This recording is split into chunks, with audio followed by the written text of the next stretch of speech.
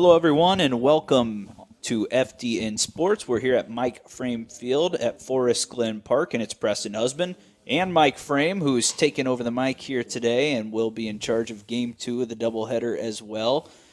Coach, right now, Huntington at 7-11, trying to get back on track against a Marian team who's 5-3 in the conference. And it's a beautiful day here at Huntington, Indiana, but there's some things that Huntington has to kind of iron out, but they're also battling a ton of injuries here early in the season. Yeah, they've had some injuries too. I think they've got 3 guys out of the lineup today, so some guys are going to have to step up. They really, even though they had some guys hurt over at Taylor, they swung the bat well, and going into the season, they kind of thought, well, scoring runs is going to be a problem. And it's really been the pitching that's been a problem. So I think if they can get that straightened out, they have a chance to be decent. I don't think anybody in the league is as good as Taylor. And Taylor's tough to play, especially at Taylor when the wind's blowing out 25 mile an hour. But they're a good team, and Huntington, played them well. But this isn't about playing a team well; it's about winning. And so we'll see what happens today. New coach at Marian, so we'll see the direction that he's going to take the program. And I would say it's a beautiful day. Come out for Game 2, but the basketball team's playing at home today. So you could come and catch part of Game 1 if you got on your way here in the next few minutes or so, and stick around. And who knows, those 7-inning games sometimes go quick enough that you could come watch maybe 5-6 innings with a couple of good pitchers on the mound. Marian's coming off a sweep of Goshen their last time out. Goshen, of course, down as they have been as of late in many of their athletic programs. But Marian is 5-3 in the conference, so they're playing right now to stay around the top 4 spots. Huntington at 2-6 coming off that sweep at Taylor. However, like you said, 3 of those games were losses by 2 runs or less. So they were right in those games.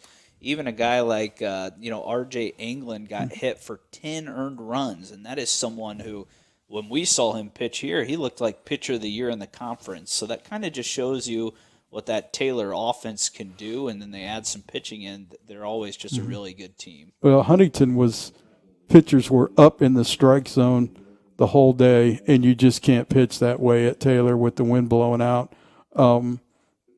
RJ, I think, gave up 4 home runs in the first inning of his start. And to your point, his outing against Indiana Wesleyan was as good as he's been. Yeah.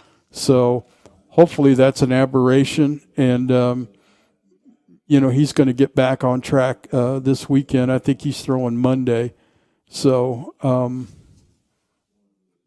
we're just still trying to figure some things out, and it's tough to do when you have some injuries. So you got to shuffle things around a little bit. One of the main changes here today, they're going with Grant Simmons on the mound to start this game. He's been really good in long relief situations this year.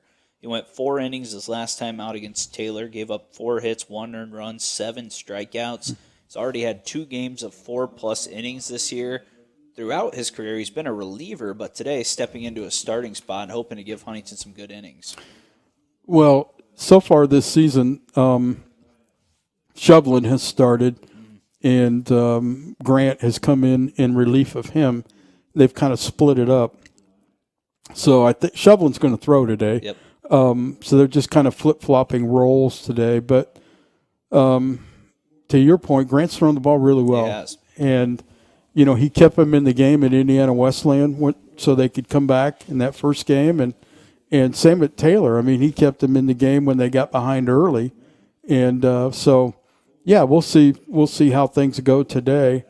Like I said, Thad and Mike are still trying to figure out what the pitching staff's going to be like. And they just need to be able to execute pitches. I mean, that's the big thing. And that's what they've struggled with all season. It's not for lack of work or anything like that. They just haven't it hasn't come together on the mound yet. Well, maybe Marian is a good team to take on. They're only hitting 231 as a team here in the early going, so maybe that pitching can get going. Of course, you never know. Teams can get hot over a weekend and beat you up. Yeah. Let's go ahead and introduce you to both starting lineups, and then we will take a short break for the national anthem, come right back for first pitch. For the Marian Knights, their center fielder Johnny Rader will lead off. Number 27, Cole McManus, is out in right. Zach Bale, the first baseman, wearing 32. Hector Corona, the third baseman.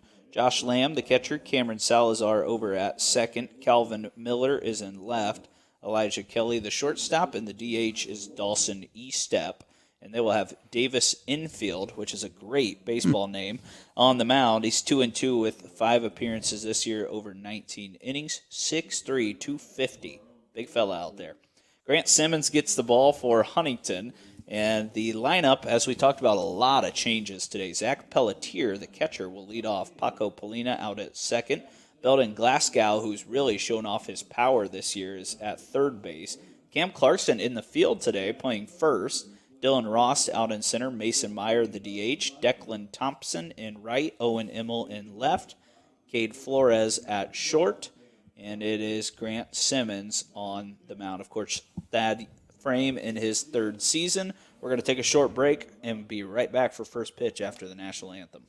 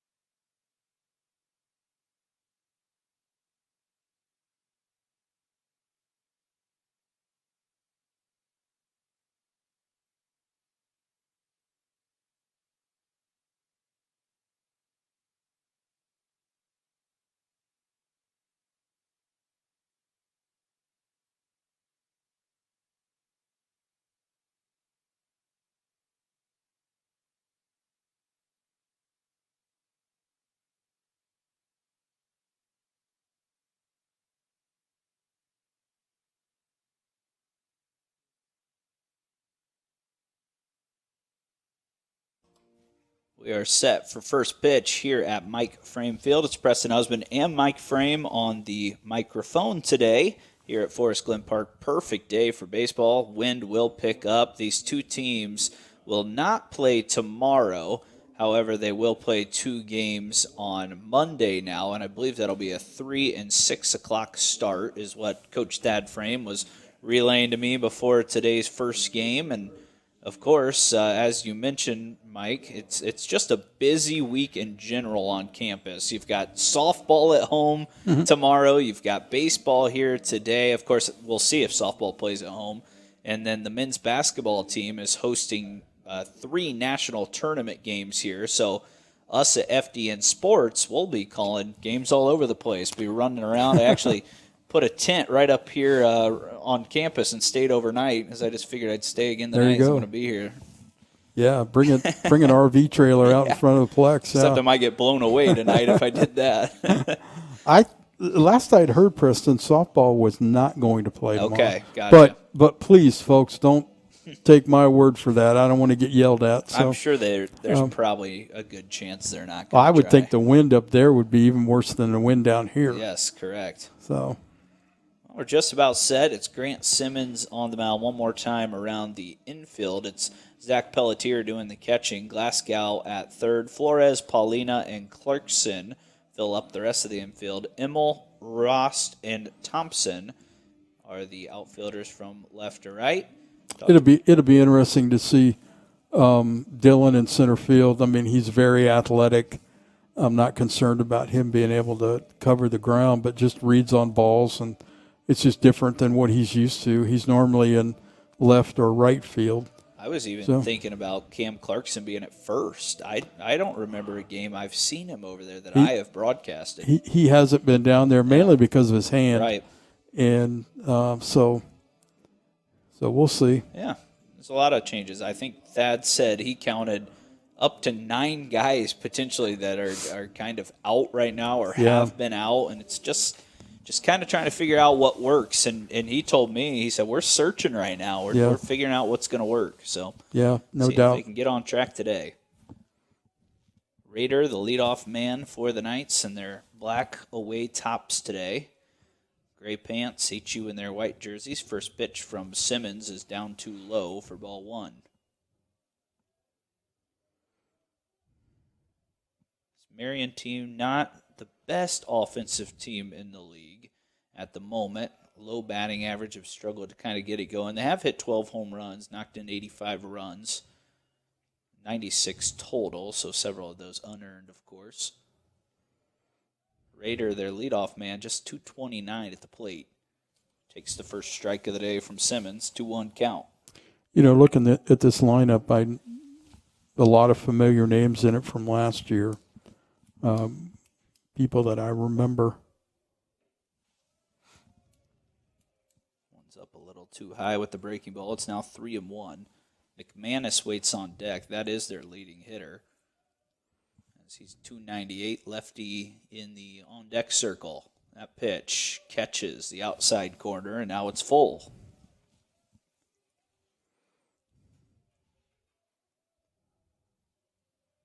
When I was here early, Coach, I think that wind was playing a little bit of a factor, and you can see the flags out there as Raider swings and misses. First strikeout of the day for Simmons. It looks like, and you can see the flags on our screen here wherever you're watching, blowing out towards left center, maybe even at sometimes straight to left, and that ball was really carrying in pregame. I watched a couple of outfielders just having to track back and try to get to some balls hit over their head. Well, this is sometimes of a tricky place to play with the wind because the wind doesn't affect the ball a lot until it gets over the top of the trees. And so it can kind of fool you if it's a high fly ball. I was talking to Bryce Deckman, the ball that the shortstop from Indiana Wesleyan hit out in right center field. Bryce said that. He goes, it just kept going. It was hit well, but he goes, it just kept going and going and going, and the wind definitely got it and took it for a ride. Simmons up 1-2. Yeah, that was Ingelsman that hit that ball. And just kind of shocked to see it get out of here. It's a deep part of the ballpark. Yeah. Man, it's trying to find a way on here. Here is the 1-2 delivery. That is just upstairs. Ingelsman hit 9th the first game and 4th the second game. And he had a good couple of games. He did. He definitely did. Tremendous defensive player as well. No doubt. Simmons looking for 2 straight Ks. The pitch lifted into shallow right. Coming in on it, a Forrester makes a leaping grab out there. That is Declan Thompson who secures the catch. Maybe not the best jump on that one, but it was kind of a shallow fly ball he was able to track down. It's 2 up, 2 down. Well, as Marty Brennan would say, put a star beside that one. It's a good play. Talking to a Reds fan, yeah, so I definitely can do that. Outfielders are always taught if the ball has a hump in it, then dive for it. If the ball is on a line, then don't. Because if it's got a hump in it, even if you miss it, it's not going to go anywhere. Right. Like you're explaining, a line drive skips by you, and then you're looking at a guy running to third, or who knows. And in a ballpark like this, goes by you in center, he might come around to score. Mm-hmm. Especially with 2 outs, you'd like to keep the hitter out of scoring position. So Zach Bale at the plate, big right-handed hitter, even in the count 1-1. Simmons, that breaking ball here in this first inning looks pretty good. That's been a good pitch for him this year. Grant's velocity's up a little bit, and that obviously helps his breaking ball. So hard down the right field line, a fair ball. Thompson again being tested, slides. The throw to second is going to keep the runner at first. Nice job. Nice play, by yeah. Declan. Like you said, keep him out of scoring position with 2 outs, and that's what Declan did.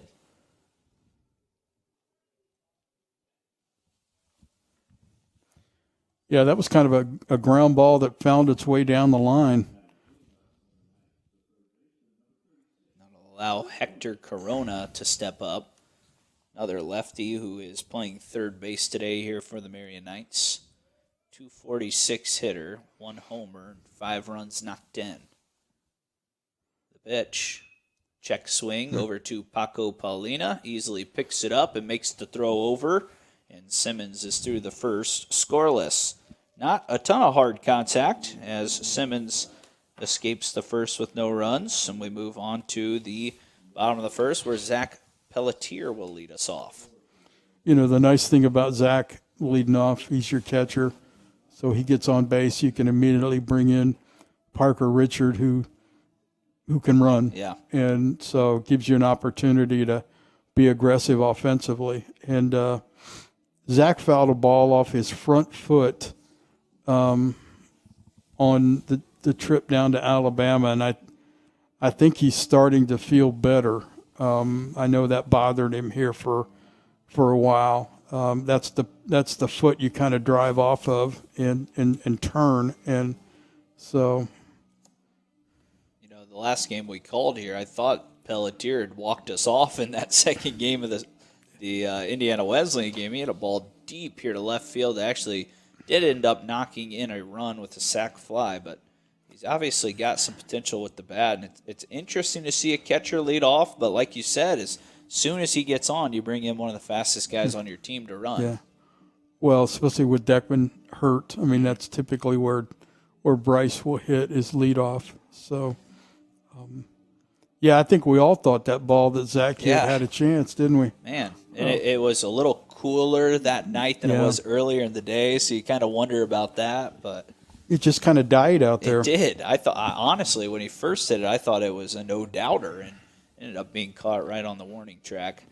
Already introduced you to Davis Infield. He's pitched in 5 games this year, 2-2 record, 3.79 ERA. Pretty good numbers for Davis. 6'3", 250, redshirt senior. 5-0 last year with a 5.20 ERA. So we'll see. One of the best arms for the Knights getting the start this afternoon in his last collegiate season. Now, I haven't seen his stats, but I'm guessing that he doesn't walk a lot of people. I might be wrong, but typically a lower ERA means you're not putting people on base yourself. We can take a look there. And you're going to look at it and make me look bad, I know. Well, we'll check and see. You might be right. Who knows? Looks like he's only walked 7 guys. Yeah. So he's pretty good. 23 Ks and 7 walks. Yeah. So he's been solid. Also, on the stat sheet, his ERA's in the 5s. Online, it's in the 3s. So okay. I'm assuming the stat sheet might be more on par. I asked to get a copy of the stats. I asked Jamar to print them off, and he let me down big time. That's too bad. So, you should have just sent me a text. I know. could have grabbed you some. Yeah, next time I'll go with Haney, see if Haney can help me. Infield will toe the rubber as Zach Pelletier, the catcher, will step up to the plate. Pelletier in the 100s right now with the average. Trying to jump that up and jumpstart this offense, which you mentioned hasn't been the issue. Yeah. They're scoring right around 6.1 runs per game. However, the team ERA for HU is right around 8, but also they've played a tough schedule. So maybe a series like this can start evening some of that out as it's 2-0. I think if you'd have told Thad before the season start, you're going to average over 6 runs a game, he'd think, I'll take that because of the pitching. But the pitching is just not settled in yet. 2-0 count. Pelletier waits for the pitch. Takes one outside. It's 3-0. So far, it looks like the kid on the mound is going to work the Huntington hitters away. All three of those balls have been out of the strike zone away. You can even see he's on that side of the rubber as well, the first base side. Yeah, that's a good point. Big righty's pitch. That's in there, and again, right on the outside corner. Was that a 3-0 slider? Looked like it had some. I couldn't quite some tell. bend to it. I don't know if he took a little off that one or not. 3-1 pitch. Hit to right center field. Roaming back on it is McManus. That's still over his going head. back, and it's going to roll to the warning track. And rolling into second base with a stand-up double is Pelletier.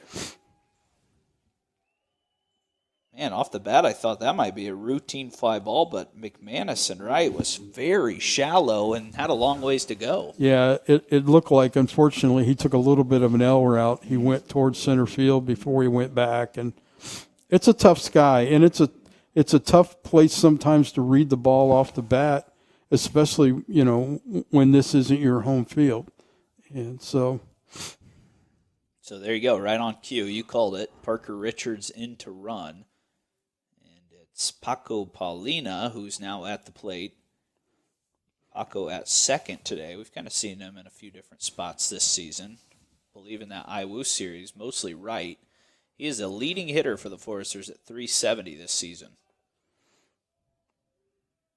Infield from the belt. Delivers the first pitch. Paco tries to bunt.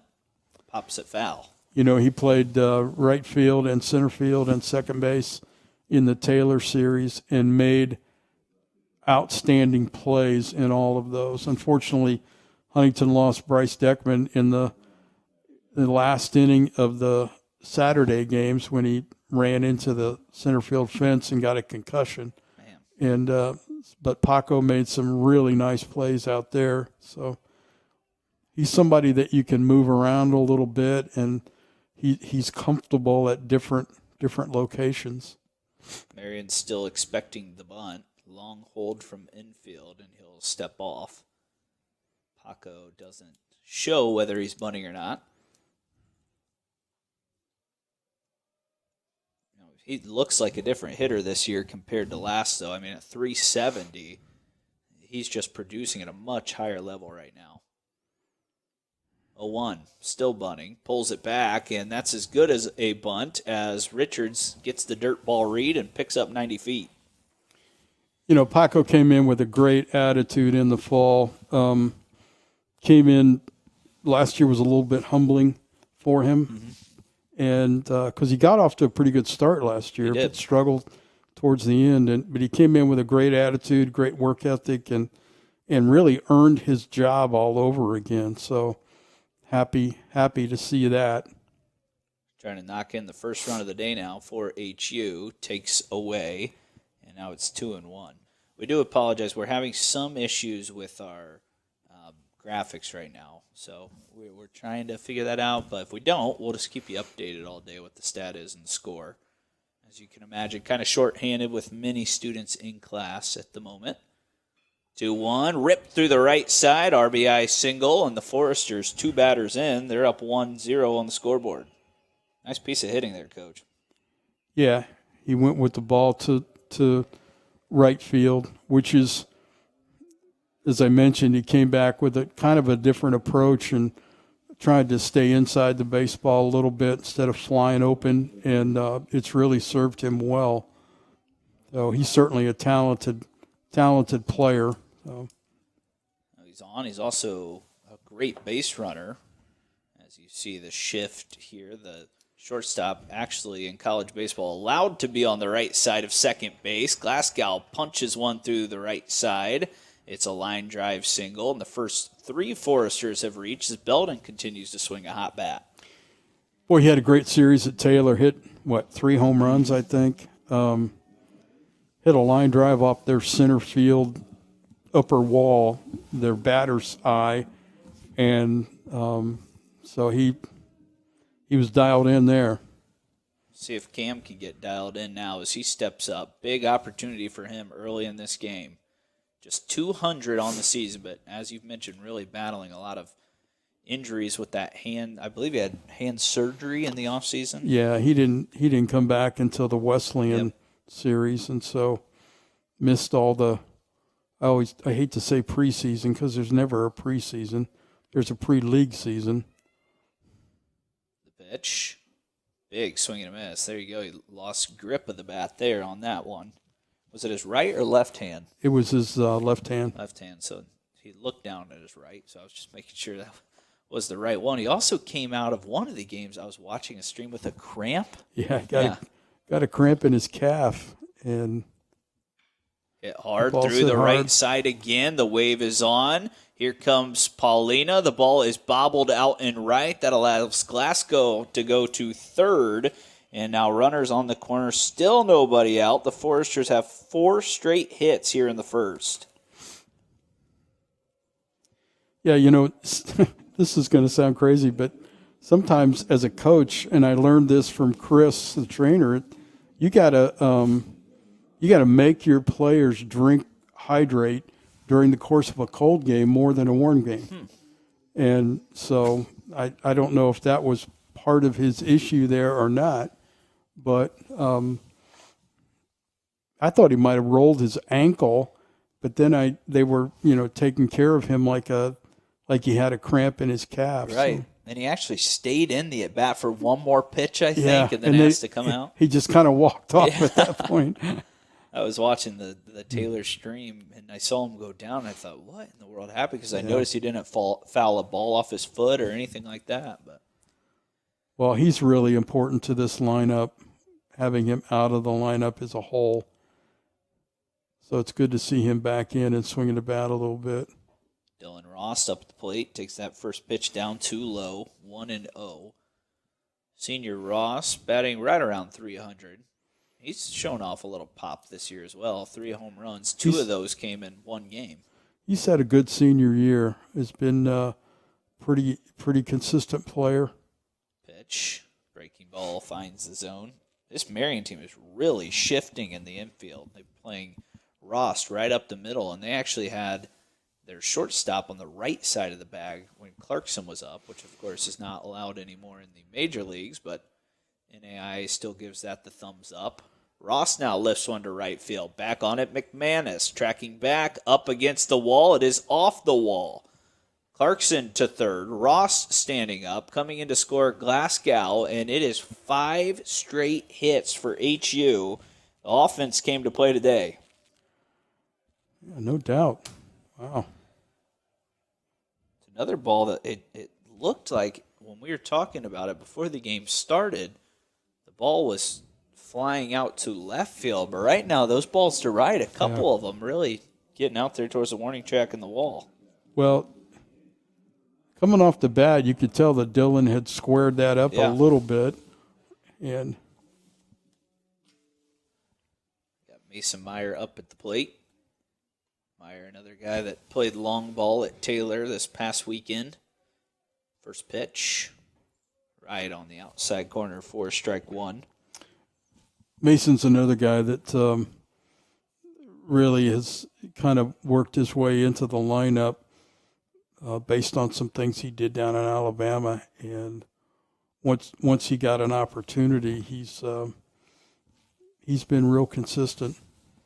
Down 0-2 here. He is the second leading hitter on the team. 368 average, 10 RBIs, 3 home runs. His home run at Taylor was a line drive directly out to right field. Yeah.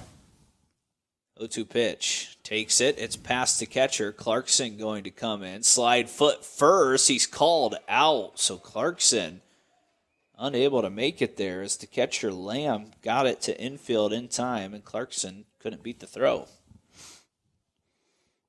I would love to see that one on replay again. Not sure about that. If we had it for you today, we'd show it. But unfortunately, looked like that lead leg got in there. I thought so too.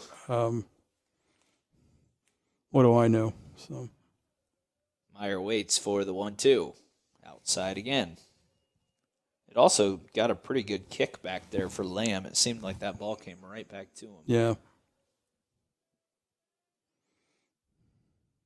you familiar with semi-professional field in Richmond, Indiana? I can't remember what it's called at the moment. Played there a lot. When I played there, it was McBride Stadium, and it's changed names over the years. But I played there when there wasn't an inner fence. Okay. So you had to hit it out. I think it was 385 down the left field line. So, and it went uphill. So I've got a story along with that here in a moment. As Meyer strikes out swinging, Lamb will have to complete the out and does as he lobs it down to the first baseman Bale. So 2 down here and still over at third is Ross. So I played high school baseball at Huntington North, and I caught a game there once. And if we're thinking of the same stadium, the backstop is so far away. Oh, yeah, yeah. And I just remember a ball getting by me and thinking, my goodness, this guy's probably going to take 2 bags on me no doubt. because it is that far away. I just remember looking at it. Coach Hamill, we talked about how you coached him and he was my coach, and he would hit pop-ups every game before. Mm-hmm. And I told him he'd hit them into the seats sometimes back. I said, there's no way you can hit it in the seats here. But it was amazing how far back that was. And I've seen guys take multiple bases, playing there a lot over the years. When I was at Hagerstown High School, we played there. That's where our sectional was. And then in American Legion baseball. So Declan Thompson down 1-2 here in the count. He's getting a chance for a little more playing time here with all the injuries. The pitch, swing, and a miss. Throw down to first is completed. 2 strikeouts in the inning. Meyer and Thompson go down swinging, but HU puts up 3, and we'll send it back over to Grant Simmons. Well, of course, we saw Bryce Deckman take 2 bases here, which is pretty impressive the last time we were on the call. Saw Bryce do that, and also saw him score on a sacrifice fly to left center field, which was crazy. It was crazy. I never really seen that before. I would assume there's only a handful of games that both of those things have happened. Exactly, and with the same guy. Exactly, the same guy. Yeah, I wish we knew. They say if you watch baseball long enough, you're going to see something you've never seen. And, boy, I coached a ton of games in college and played in high school and college. I never saw anything like that before. Yeah, Deckman's just one of those heads-up guys. Of course, missing him in the lineup right now. Any idea how long they think he'll be out? I think they're thinking he's going to get reevaluated, I think, on Monday. He won't be back for the Monday games, but I think at this point they're hoping maybe next weekend against Bethel. So concussions are just such an up and down thing. You just never know when you're going to feel better or when you're going to be cleared, and some guys just don't get cleared forever. Well, he hurt his neck when he hit the fence too, so he had to have some X-rays and an MRI on his neck, and so it was a kind of a headlong crash. Lamb, the catcher, will step up to the plate. Josh leading off the top of the second. Forrester's jumping right out in front. Could have been more than 3, but you'll take the 3 as Simmons delivers strike 1.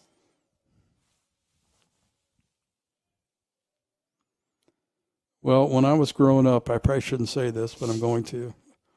We had an American Legion coach that believed in something called did he not run? No, he didn't run at all. Flores just picked it up and threw it over 6-3, out number 1. We had an American Legion coach that believed in the 3-run curse. If you scored 3 runs in the first inning, then you were going to lose because you weren't going to score again. Man. So I've often thought about that over the years. Not that I coach that way, but you're kind of like, okay, let's get to 4. Right. And sometimes, I'm sure you've heard this before, a lot of people say the first inning's the toughest inning for a pitcher. Yeah. And so then maybe after they get through the lineup once, they kind of feel it out, then they come out the rest of the game and they shove, and it's like, man, well, it looks like early. He got 2 strikeouts to end the inning on breaking balls, and he kind of went to that a little bit, slow breaking ball away, and Mason and Declan didn't pick that up. still a little confused why Lamb didn't run down the line on that first play. I don't know if he thought he got the glove of Pelletier in his swing. I don't know. It didn't look like he argued with the home plate umpire a lot. That's out the right field. That's the second hit of the day for Marian, as the lefty Salazar scooped it into right. And he'll be on first with Miller coming to the plate.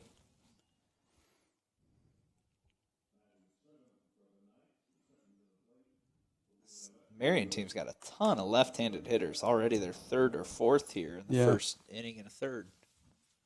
Grant Simmons wants a new baseball.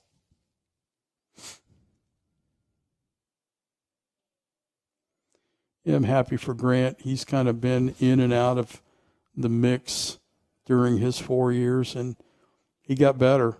He got better from his junior year to his senior year, and real happy for him. And he's had a more of an impact on this team this year than maybe he has his first 2 or 3 years. Yeah, they could be in a much different place if he doesn't give them some of those long outings. Yeah. Especially that Iwu game they won at Iwu. Big lead over at first. He'll check on the runner, dives back safely. And I'm sure you knew this, but Grant Simmons was also part of the basketball team here as a freshman. Yep. A lot of times he's running the shot clock, scoreboard, something over there on press row. He played with a guy that's at IU. I think it's Landon Good. Is that right? Oh, Luke Goody. Luke Goody. Yep. Yeah, he played with him in high school. Right. Really good high school team. They've had a few over the years, that's for sure. Homestead grad. You know, when I was in high school, my senior year, maybe my junior year, I was calling games with a friend named Jacob Vinson, who now lives down in Tennessee and calls games. And Huntington had a decent team. Connor Platt was one of their best players. Yeah. They went to Wayne and played Homestead, who had Caleb Swanigan, who, of course, was one of the best players in the entire state and country as a high schooler. Then went on to Purdue and had an incredible career. They had Ben Skronik, who's an NFL wide receiver. Oh, I forgot about that. Yeah, Dana Batt, using my stat guy here, Tyler Green, helping me out, who went on to play Division I basketball. Taj Curry, who played in the Crossroads League, and he actually won them the state title game. They beat Huntington by like 42 in the sectional opening game. Yeah, Jordan Geist, another one who ended up playing at Missouri and some other years at the D1 level, swing and a miss. No. It's a good pitch. Yes, it was. Ball up. Lefties typically would prefer the ball down. So that was a good pitch with 2 strikes. Brings up Kelly. Elijah, the shortstop here today for Marian.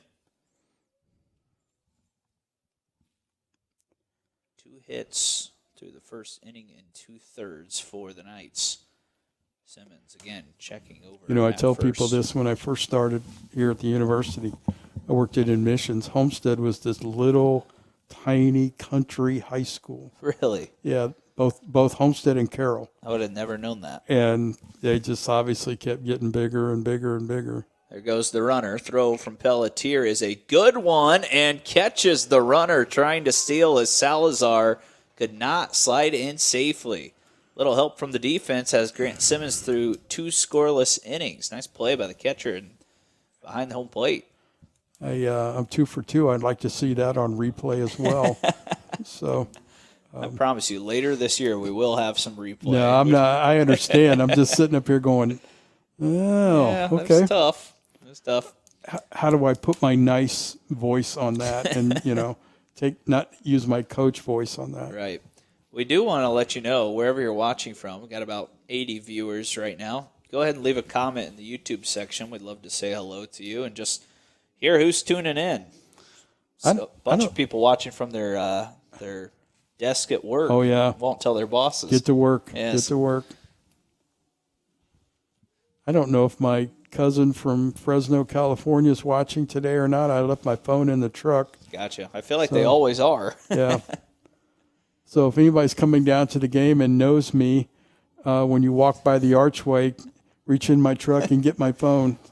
Grab his wallet, too. I need some lunch. Looks like infield will be back out there for the bottom of the second. Talked about Todd Miller and how he's in his first year here at Marian. He was announced as a head coach on July 11th, so over the summer. 18-year coaching career. He's an Indiana native, returns to the Hoosier State after spending the last 2 years as a recruiting coordinator, hitting coach, and outfield positional coach, for Davidson College. Okay. Graduated from Hanover in 2006. He was an all-conference football and baseball player. And that's actually not too surprising. If you look at his profile picture, he's a pretty strong guy. Hopefully Thad doesn't want to get in a fight with him today. So we do have some people listening from actually class today. It's Caroline Shepard and Michaela Thompson. Michaela dates Bryce Deckman, who, of course, unable to play today. And then Caroline is dating R.J. England, who we won't see till Monday. Nice catch down the left field line from Miller. Caroline, a soccer player, and Michaela on the volleyball team. Called a lot of their games. Thanks for tuning in, guys. Don't let your professor hear what's going on. I think I'm allowed to announce this on the air, but Bryce Deckman's getting baptized. Very cool. On Sunday morning at church up in Fort Wayne. So awesome. I think the whole team is going up for that. So excited about that. Very, very cool. Those things supersede anything going on this field. So. Absolutely. Bryce is a really good dude. He is. Always have good interactions with him. He is. 0-2 pitch from infield. Flores took 3 straight in the zone. He's called out on strikes, and kind of like you said, you get a pitcher through the first inning, now he starts to roll. Well, Cade seems to have struggled here of late. Swinging the bat, especially with 2 strikes. I know that Taylor, he struggled a little bit. And he's a good player. He'll figure it out. 1-0 pitch. Pelletier takes for a strike. And everyone's tuning in right now. Amy Stoller, hi from Lutz, Florida. That's my sister. Yep, coach's favorite sister is what she said. Pelletier lines this into I don't know center about field. I don't know about that, but you know. Raider completes a quick bottom of the second. We'll go ahead and just keep it right here. No commercials today, but we do have our graphics up and going. As you can see, it's 3-0 Foresters as we head into the third inning. I would say that Amy is one of my 2 favorite sisters. So Yeah, you get in trouble for saying that. Angie England is always tuning in. She said her first graders from LaPorte are cheering on the Foresters today. Awesome. So looking forward to RJ bouncing back. Absolutely. You know, on Monday, and he will. He works hard at it. It matters to him, and he'll be better. Austin Gibson clarifying that the Marian hitter did not run to first because he slipped getting out of the box. Oh, thanks, man. Appreciate Austin letting us know that. We, of course, don't have replay today. But you'd think 2 guys calling the game would notice that he fell. Well, sometimes we're looking at other things, you know. We're having conversations. Yeah. Typically able to see it. Michelle Clarkson as well, watching from her desk. I know they're wondering why they keep hearing me clap. So don't get written up, Michelle. Great to have Cam back in the lineup again and see him swinging the bat a little bit. So we will wait for Simmons to get ready to go here again. Grant so far through 2 innings, 2 strikeouts. Most important number, no runs on the scoreboard. As the Homestead graduate is working in his last season, like you mentioned, probably his best season here so far on the mound for the Foresters. Yeah, no doubt.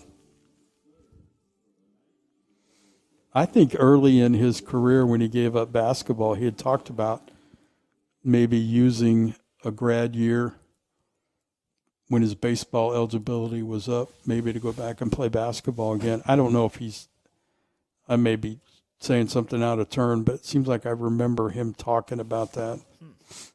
Really good shooter. Being a multi-sport athlete at this level is just so tough. Well, he played at a high level, obviously, at Homestead, one of the bigger schools in the area and a better basketball school. So he's played at a high level. Amy Jo Hamrick saying hello from Murfreesboro, Tennessee. And Elizabeth Crook watching as well. So hello and thanks for tuning in. Glad that we're able to bring this to you here today. Amen. As it's 0-2 on Kelly. Hamrick has thrown the ball well for the Foresters. So not a lot of times on the mound, but the times he's been there, he's been really good. Strike 3 called as Simmons now has a strikeout in every inning in the first 3 innings. Strikes out Kelly looking, and that brings up Estep, who's the last batter in the order here today for the Knights, and he's another lefty, as you could guess. That's got to be like 6 or 7 lefties. Austin Gibson says, Marian alum, had to stick up for my guy about running to first base. So we weren't calling him lazy, I promise. We just didn't, not at all. We just didn't catch it. We kind of wondered what was going on there. But Austin was a good player. I remember when he was here. So hope he's doing well. Got to be doing all right watching some baseball this afternoon. Yeah. Simmons with his 31st pitch gets a pop-up to the left side. Not sure the Foresters will have room, and just out of room over there was Glasgow. Kind of gets a little tight down that left field line here at Forest Glen. It does. It does. You never know on a day like today. You got to keep tracking it because you don't know what the wind's going to do to it. Right. And anytime the ball goes up, you've got to kind of surround it with anybody that's around because, once again, you don't know what the wind's going to do. Another swing and a miss. Strikeout number 4 for Simmons, and now that flips the lineup over for Rader. His first time up was also a strikeout victim. Swung and missed on a full count pitch from Grant Simmons. Simmons delivers this one, breaking ball too far outside. Get up to 75 here today. That is incredible. 1-0 pitch. Got that. They canceled the game for tomorrow, and they're talking almost 80 degrees. Right. But plus 50-mile-an-hour winds. That's not, it's not a lot of fun. 2-0 pitch. Outside again. Very similar to the first at-bat for Rader when he jumped ahead of Simmons. This is a place you don't want to be if bad weather sets in because it's hard to get out of here. That's outside as well. A couple of close pitches, but it's a 4-pitch walk as Rader's on. First with our angle, it's tough to tell where those balls are. Yeah, I don't think this is the place I'd want to be when a storm blows in. A lot of trees, a lot of things that could fall on you on your way out. We'll just stay here and have somebody come and get us. Simmons will deliver the first pitch to McManus. Flew out. Nice diving play in right field by Thompson. His first time up. This is their best hitter, though, so if Marian wants to start a rally here early in this game, good guy to do it. First pitch. Just low below the knees. I like how Pelletier, though, he works really hard at presenting the baseball to the umpires. I think he's very good at it. Yeah, he tries to get underneath it and, catch that pitch that's down, try to catch it up a little bit. Swing and a miss. McManus trying to take that breaking ball over the right field wall. Yeah, that was some kind of off-speed pitch he seemed to be out in front of. Sets at the waist. Throws over again. He's keeping a close eye on these runners. I don't know. I see you getting the stats out. I don't know if they run a lot. So far on the season, just 17 stolen bases in 26 attempts. So not a ton of chances, and really not a great percentage so far compared to Huntington, who has 40 stolen bases. Yeah. So, on 54 attempts. Maybe there's just certain guys to keep an eye on. Rader, of course, their leadoff guy, which typically would mean some speed. Hit hard down the right field line, foul, evens up the count at 2-2. Huntington ran quite a bit against Taylor. They were pretty aggressive, and 2-2 pitch. 2 outs in the top of the third here in Game 1 between the Foresters and the Knights. Play a 4-game series. Huntington trying to get back on track. The pitch, swing and a miss, and striking out the side was Grant Simmons there, as he is already up to 5 Ks. That was a good breaking ball. Very good breaking ball. You kind of mentioned that's been his go-to pitch, and that's been a big reason why he's collecting a lot of these strikeouts right now. We got had Tuesdays going in the dugout there. 2 outs, 2 strikes, 2 balls. Yeah, love that. I always never understood that. I thought it was stupid, but that's okay. Hey, got to do something to keep yourself entertained. Keeps guys engaged, right? It's a long day out there when you play 16 innings or more. That's the second time Thad's been out to talk to the plate umpire. I'm wondering what that is about. I almost wonder if he was asking about a couple of those close calls with Rader in a respectful way, maybe just making sure they were on the plate or off the plate. I don't know. That's the only thing I can really think of. Based on the angle we have and the fact that we're not able to have the center field camera today, I would venture to say that the strike zone might be a little tight. I don't know. Yeah, but it has been consistent. We can say that. I mean, I always had such an outstanding rapport with umpires, So we do have another Marian fan tuning in. It's Kevin, Marian's left fielder's grandpa, which is awesome. Miller out in left field. Good. So that is awesome to hear that Calvin Miller's grandpa's tuning in, checking out the game today. We always like fans from other teams. Yes. We don't try to make them upset. Yes, definitely. Our goal is to bring you a game that is not super biased. You know that we're probably cheering for the Foresters because we're on Forester Digital Network, but we also want to learn about your team and let you enjoy it as well. We just want to call the game. Yeah. Yeah. We have fun doing it. Yeah, we do. Paco Paulina up for the second time today. He's 1 for 1 with an RBI single to right field. He was a part of that hit train in the first inning.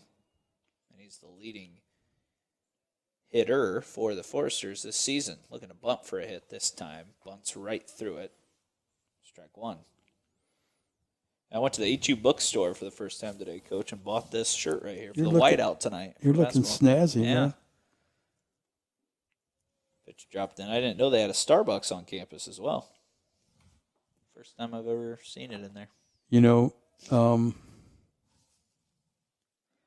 I was in the hospital when the hub was done, and Ron Coffey told me, hey, when you get out of the hospital, I'm going to take you through the hub. I still haven't been through the hub, and it's not Ron's fault. Yeah. So swing and a miss. I need to go over there someday. And it is really, really nice. Someday when I'm, rolling around campus on my mower, I'll just stop over there and take a look. That pitch in there called strike 3. Paulina goes down, and infield right now looks locked in on the mound. Typically that's where the men's basketball team the last couple of years have had their bracket reveal, their reveal to the public. This year they kept it kind of behind closed doors and did not have a watch party necessarily for the national tournament, but that's really the only reason I've ever been in and out of there. Well, that's where the admissions office was for a lot of years, so spent a lot of time in that building. One 1-1 count now as that fastball found the outside corner. Infield is definitely rebounded from that kind of slow start, especially to the first 4 hitters. And so he's done a good job. What's that?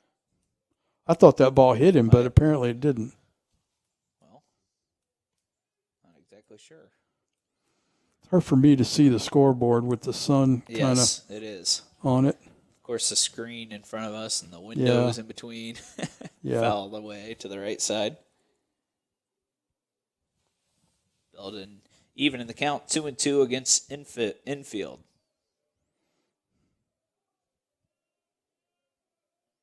2-2 pitch. Up too high. Full count. It's a big shift again on Glasgow, expecting him to pull the ball, which he did the first time up. Right over the top of the second baseman. Payoff pitch.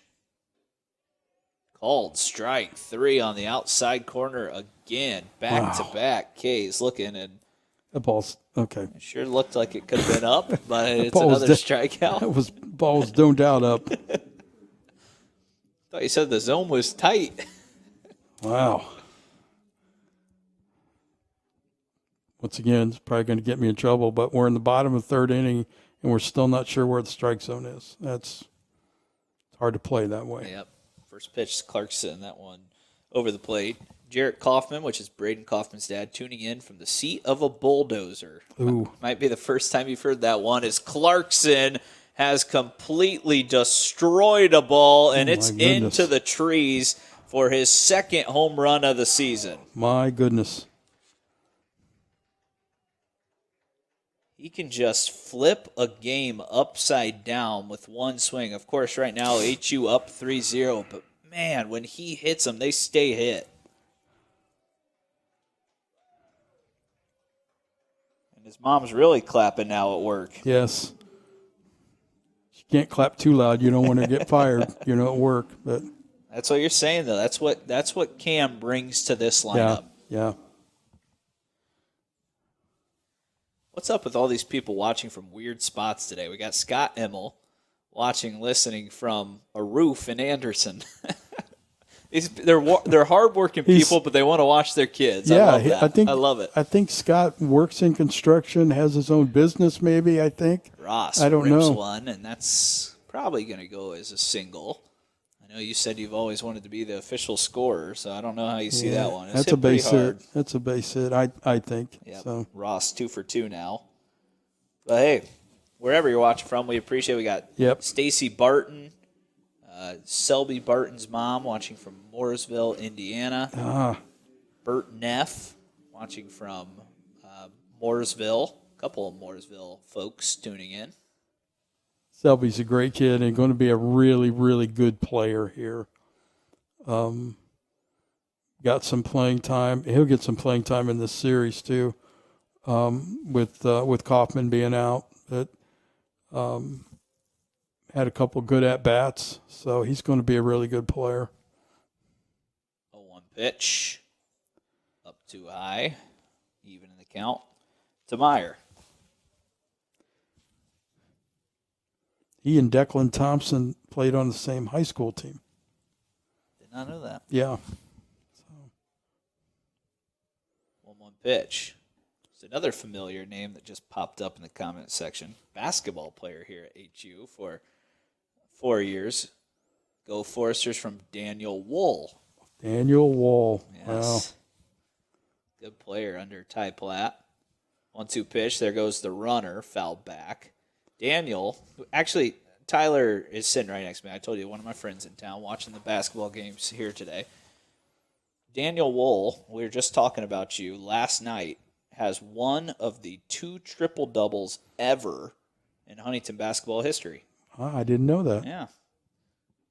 It was against Asbury, and Asbury played one of the fastest-paced games you'll ever see. They subbed 5 in, 5 in, 5 in. They played 15 guys. I remember that. Yep. And then Zach Goodline has the other one, which was last year at Goshen. Meyer down swinging again, another strikeout. That ends the inning. Yeah, Daniel, we were just talking about you last night, and it was all good. We were talking the other night about the shot that Shane Merriman hit. You know where we were in the gym. Yes. When that shot went up. I was associate athletic director, and I got a call like 1 a.m. from ESPN Los Angeles, wanting to know how they could get tape of that. I'm sure. And I'm like, I'm not the guy. And that was against Marian. Yeah, of it course. was. So yeah. That was probably, for me, I was a young child then. I think I was in high school. And Shane Merriman was actually a student teacher in my health class the week he hit that. Yeah. And thanks for making me feel old by telling me you were a child. So. Well, I was in high school, so I guess I wasn't that young. We've got Johnny Lamb tuning in, watching from a desk in Chicago. I'm assuming that is some relation to the catcher for Marian. Hello, and if you think it's the Windy City in Chicago, come to Huntington, Indiana for a little bit. I wonder if this wind thing is going to go through Chicago. I don't know. You know, typically we get our weather from the west and sometimes the northwest. So got one more. It's Shelly Daly tuning in. Kaden Bradley's mom, watching from Mooresville. Go Knights! So hey, all kind of Marian fans tuning in. Thanks for joining us. I think Mooresville's where Shelby and Declan went to school. Yep. I think. Yeah, I think that's right. Pitch from Simmons is down too low. This is Zach Bale. He had the first hit of the day for the Knights back in the first inning. A little ground ball through the right side past the first baseman, Cam Clarkson. I see we have some graphics up. That's awesome. Yeah. 1-0 pitch outside. I mean, quite literally, it was a stretch to get on air today. I know. But we are here, and we're trying to bring everything that we can to HU baseball as well. Bale lifts one high into left field, still going back. A couple of Foresters, and Bale has left the yard. No doubter, and there's some of that wind that's blowing out to left center field. That ball was hammered. Yeah. And the first run of the day belongs to Bale on a solo shot. Yeah, I mean, I think the wind helped out a little bit, but he hit that ball well. That's probably gone anyway. Yep. So, good swing. Bale looked like he got a high fastball there. Yep. Took it out to left field. For Zach, that is his 5th home run of the year. So he's a power hitter. He's the leading home run hitter for the Knights. So nothing new for him as Simmons misses out wide. This is Corona, who's 0 for 1 on the day. Hector, the third baseman for the Knights, takes down too low.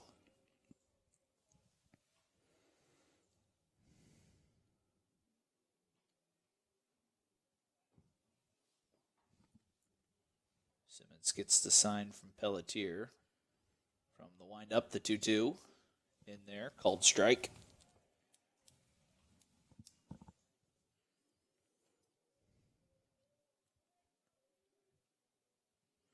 The pitch fouled off. Looks like R.J. England's dad tuning in as well. I always know that when it pops up with England Outdoors. Headed that way. Way too nice to watch on TV. Don't blame you. I was going to say, is he in a field somewhere or stream somewhere doing work? So foul back and off the glove of Pelletier to stay alive. That's a great family. I really have enjoyed getting to know RJ and watching his career here. 2-2 pitch. Fouled right back off the netting in front of us. Yeah, they another just good guy. You know, RJ came up here after the IWU game, and he was so quiet. And then I talked to him on my way in, and he was talking my ear off. Yeah. I told Dad, I said, why couldn't he have talked like that when I got him on the mic? Dribbled through the center of the infield. Corona's on with a base hit. So now Simmons going to have to work through a little bit of adversity, which he really had not seen much until this inning. Curious how long they'll go with Grant doesn't have experience going, at least this season anyway, going beyond 4 or 5 innings in relief. So we'll see how that goes. Josh Lamb steps up. Right-handed hitter, good lead at first. Breaking ball lifted into right field. Coming in right away and making the grab was Thompson. Thankfully, he was able kind of to freeze there for a moment. Thought he actually broke on that ball a little too quickly, but ended up being a good read. He played that ball well. Right field's a tough place to play because if most hitters are right-handed, now not today they're not. Marian's got several left-handed guys in the lineup, but if most hitters are right-handed, a lot of the balls hit to you in right field are going away from you in some way. And a lot of times, I think, I can't necessarily speak on experience, but sometimes when the ball is hit right at you, that's the hardest ball to judge. That ball was kind of hit right at Thompson. Yeah, and you try to teach the outfielder to freeze, try to eliminate false steps. And so he played that ball well. Grant up to 55 pitches now, taking on Cameron Salazar, who had a single his first time up, and then he was caught stealing. Looked like he swung, and he did. So now the count is 0-2.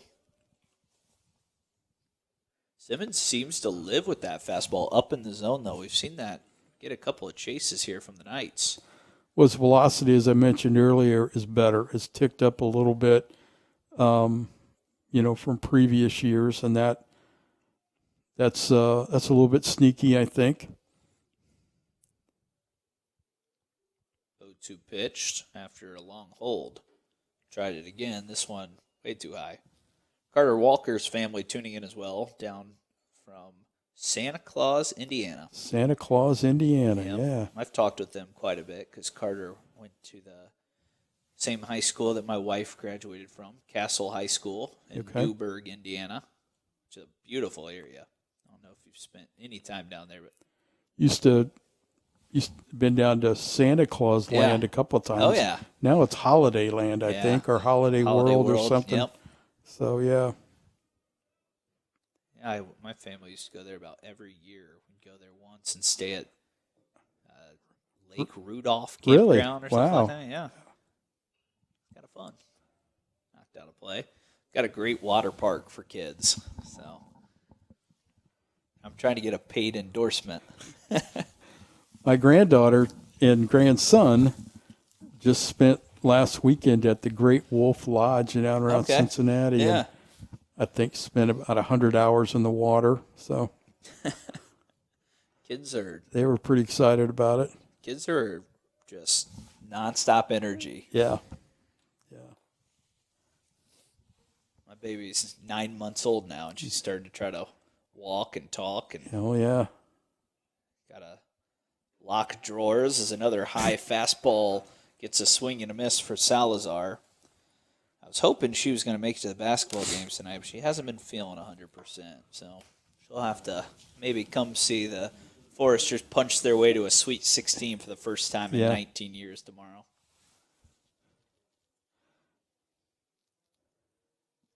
Well, you've met my granddaughter, and she's a piece of work. So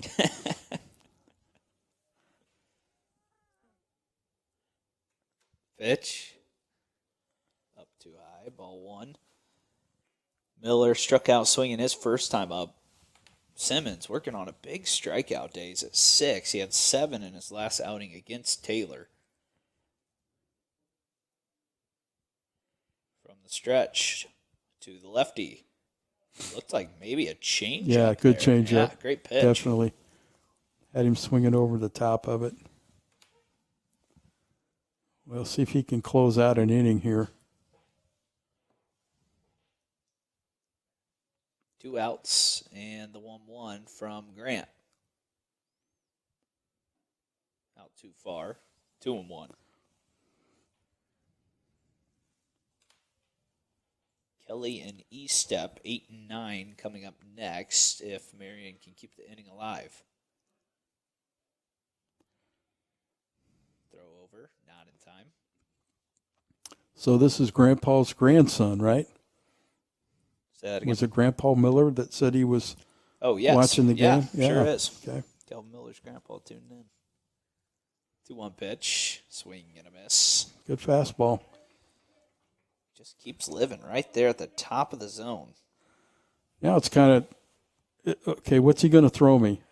He's thrown me a changeup that I swung over the top of. He's thrown me a fastball that I was maybe a little bit tardy on, so we'll see what he throws here. 2-2 pitch. Looks like it could have been the changeup. Yeah, he was out in front of it, but he was on it a little bit. Some nice moves down the first baseline. Assistant coach diving out of the way. I think it's a first base coach that you're familiar with. Yeah. 2-2 pitch. Again, a high fastball this time on it. Fouls it straight back. Who is that first base coach down there? Is that who we're thinking? I don't think that is. Okay, no. Well, you are familiar with someone on the Marian. He's standing right at the end of the dugout. Okay, gotcha. Closest to us with his arms crossed. That player That's for Dan. you. Yeah, Dan Wiltshire. Dan Wiltshire. 2-2 pitch. Fastball too high. It's full, so the runner will be off and running. That's Corona. And Miller, chance to keep this inning going. Try to get his team a little closer. No hold at first for Cam Clarkson. Simmons, big pitch in this game. Delivers. Down too low. Full count walk. 2 runners on. And now the 8-hitter Kelly will step up to the plate. I think he went back to that changeup again, that full count pitch. You know, for everything going on campus, Coach, it's a pretty good crowd. Is it? Several people have filed in here over the last few innings. Good. 70-degree day, they don't want to be in their residence hall rooms. Even if you're not a fan of baseball, you might as well come enjoy the weather. Good place to do it. Pitch, hit to the left side. Glasgow takes the easy route. 5 unassisted. And Grant Simmons threw 4 innings. Huntington still in front, 4-1. Nice job by Grant. You know, this has got nothing to do with the broadcast, but I'm looking out in left field and figuring out where my truck is. I parked it by the archway. I don't see a truck out there, do you? Oh, no. Hope you had it in park. What color is it? Well, it's kind of an aqua teal color. I wonder if somebody moved it over on the other side of the bleachers. Yeah, I'm not sure. I don't know. We did tell people to get in your car if they wanted to. It's true, but nobody to take it. Nobody's brought me my phone, so. Infield will come back out for his 4th inning of work. He's done a good job. He has. Done a good job. Kind of a rocky start, but since then he's settled in, mixed his pitches well. So been impressed.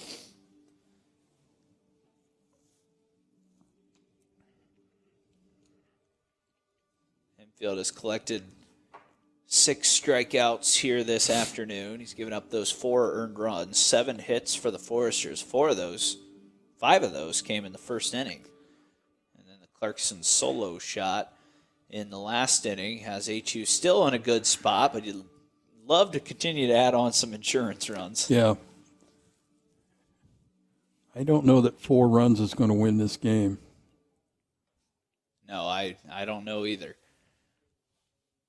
We will see. And Marian's had some good at-bats. I mean, they've got 4 hits. They just haven't come up with that big hit.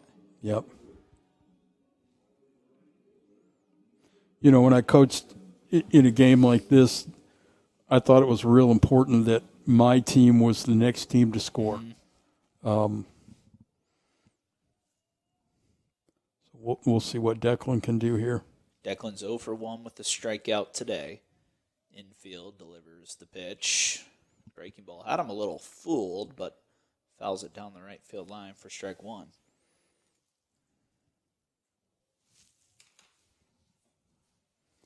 Don't see any activity down in the bullpen yet. couple of guys are getting at least stretched out on Moving the around a Marian little side. bit. Oh, Marian. Yep, Okay. nothing really happening out at and left for HU.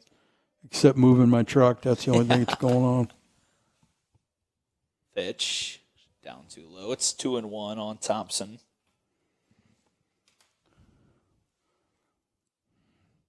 Declan's worked his way into the lineup, and I'm happy for him. He's worked really, really hard. That's the pitch right there. He's got to learn how to hit. Yep. He still wants to pull that pitch, and he's getting better at it. 2-2 pitch.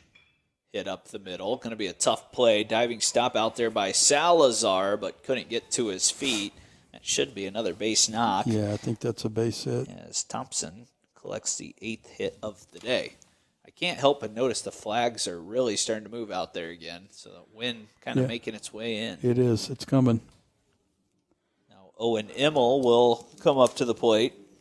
It's a good at-bat by Declan. A nice play by the second baseman. He just couldn't corral the ball in his glove after he dove for it. I was interested to see if he was going to have a play, too, how close it was going to be. It would be interesting to see if he was going to throw from his knees or was he going to throw, you know what I mean, try to get up and throw because Declan can run. Would have been interesting. Instead, it goes as a hit. No errors for either team today. Immel, 0-for-1, flew out to the left fielder his last time up. A couple of close snap pickoff plays over at first. Thompson diving back in safely.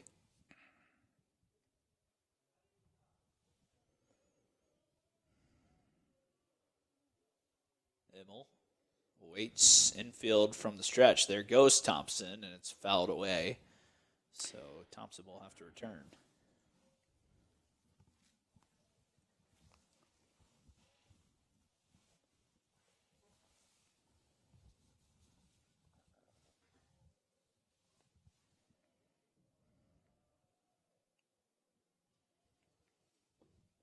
This pitcher's coming really close to having a double set out there. His hands come set in front of his face, and then he comes down again.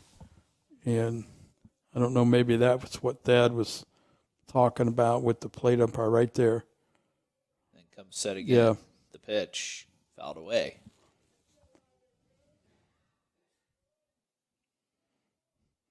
You know, the balk rule is so ambiguous. You know, it's anything you do to deceive the runner. Well, what could that be? Yeah. And so,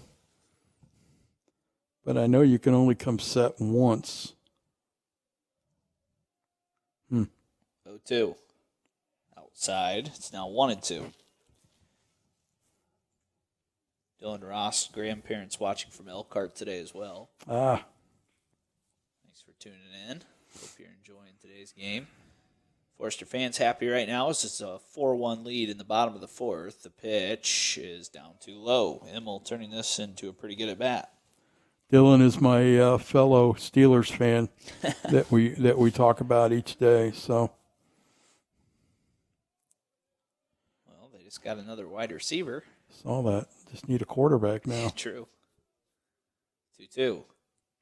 Hit hard. Could be a double play ball. Again, Salazar bobbled, but does get the force out at second as Kelly steps on the bag. Sure looked like it could have been a double play ball, but yeah. Owen hit that ball hard. Mm-hmm. So that will go 4-6. Immel will stay on first. Declan erased. And now Cade Flores will come up. I know the Forsters would like to get Owen Immel going a little bit. He's obviously got a lot of talent and worked really hard at things. So it's good to see him to hit the ball hard. Another pickoff move over to first. Both first basemen have been busy. Both pitchers thrown over a lot here over the last few innings.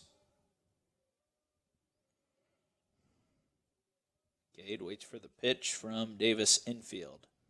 First one is popped straight up in the air. Shortstop Kelly going out on it. Center fielder will call him off, and the catch is made by Rader. So now the last two batters retired after the leadoff man this inning got on. But that will flip the lineup over as Zach Pelletier steps back into the box.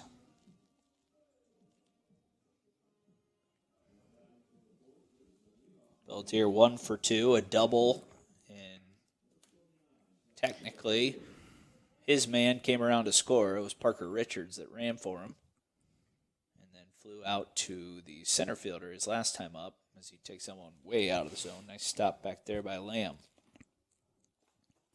Well, Huntington got the leadoff hitter in this inning on base, but have not been able to go, advance him. Actually surprised to not see Thompson maybe run. He tried once, but it was fouled away.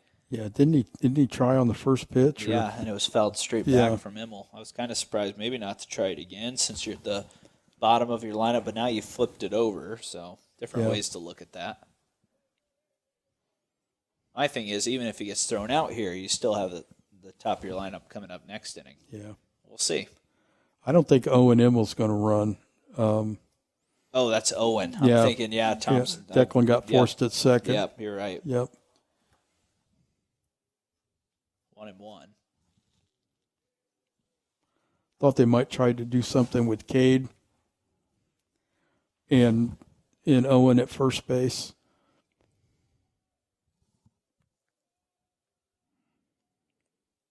Two outs, bottom of the fourth, 1-1. Hit to the right side. Another chance out there for McManus. This time he's underneath it and puts away that fly ball. So it's another bounce back inning by infield. Gave up one in the third, nothing in the fourth, and we stay at 4-1, heading to the top of the fifth. Grant Simmons back out there for his fifth inning of work. Where's Grant from a pitch total standpoint? Looks like he's at 70 pitches at the moment. Okay. And still not really anything happening out in that left field bullpen. Yeah. So they're going to keep riding the hot hand for the moment. It will be Estep, the 9-hole hitter, and then Rader and McManus, the 3 hitters for sure, coming to the plate for the Knights. Well, these 4-game series and 1 or 2 9s and 2 7s have really there's a lot of matchup stuff going on. Yeah. And, it used to be we played a 3-game series, 1 on Friday and 2 on Saturday, and it was, your best on that night, Friday night. NCAA talks about their Friday night starter. Right. But it's changed. I don't know if it'll change back or not. We went to this 36-game schedule when COVID hit because we were so concerned that the NAI was going to shut all games down except for league games. Right. So that's why we expanded the schedule, but we haven't went back the way that it used to be anymore. And I always liked playing a midweek non-league game. Yeah. Because it gave you a chance to get some guys in the lineup that might not play on the weekend, both on the mound and at a position. But they've not went back to that. So, talking about NCAA, guy that I called my first ever college baseball games for, Rich Maloney, just won his 1,000th win. Got his 1,000th win. I'm gonna have to send him a note. I saw where Corey Alford's dad, Steve, just won his 700th game the other night. And so congratulations to Steve and also Rich. I'd imagine that Steve maybe hopped on a jet either this morning or late last night, and I would not be surprised to see him in Platte Arena tonight at all. Have they been knocked out of the league? Yes. Okay.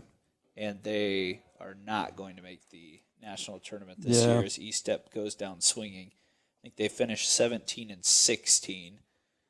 But the transfer portal just killed them this year. I mean, they lost, and they had injuries. They lost 3 starters throughout most of their season. So it was a tough job for him this year. I think I told you. If I did, I apologize. But, he was here a couple of years ago and for basketball camp, and he came into my office because I'm a Steelers fan. He's a Steelers fan, had some Steelers stuff up. But he talked about that he could not remember at that point the last time he talked to a high school kid. Yeah, I'm sure of it. And it was the transfer portal, which he hated. Take a look at the NCAA basketball this year, and Auburn is a team that's been at the top of the entire country pretty much all year long, and their starting lineup's older than the Oklahoma City Thunder's starting lineup. So I saw that. The longer that your guys play, obviously, the experience helps. Pitch up high, and I think that's what Steve's son Corey is going to have to get busy in the portal this offseason as well. Well, I watched Ben Hummerkaus play a little bit yesterday for Illinois in the Big Ten tournament. That's just amazing to me. Yeah. And what a wonderful kid. He's just a great kid. 3-2 pitch to Rader. Swing and a miss. Simmons has got it going today with that breaking ball. Strikeout number 8 for Grant. It's the most he's had in a game this season. Yeah, he's throwing the ball well. McManus, who's 0 for 1. Dangerous hitter here. Yes, best hitter on the team so far this season. First pitch. Like the pace by Simmons, though. Keeps getting right back on the mound. Yeah. Going to work. His defense hasn't had to do a whole lot, but it definitely keeps him engaged. The pitch. As a college infielder, I loved that. Playing behind somebody like that. You get the ball and throw it, and you stayed in a rhythm, especially on those cold days. Yes. 2-0 pitch. Fouled down the left field line, out of play. A couple of fans walking in. Better keep their head on a swivel. Almost caught him. 2-1 count. The wind is kind of, maybe it's tired, so it's died down a little bit right now. 2-1. Right at the top of the zone. We've seen that one called a few times. Evens up the count at 2-2. I know I said something earlier, but he's been consistent with that. Simmons pitch. Fouled straight back. Yeah, I know RJ England's dad said he's on his way, but you know RJ has a handful of siblings. I can't remember the number right now. Yeah. There might be 6 total kids. I could be wrong. But well, there's certainly some volleyball players in the family. Yeah, I saw one of them's going to play some college volleyball, and it's pretty cool.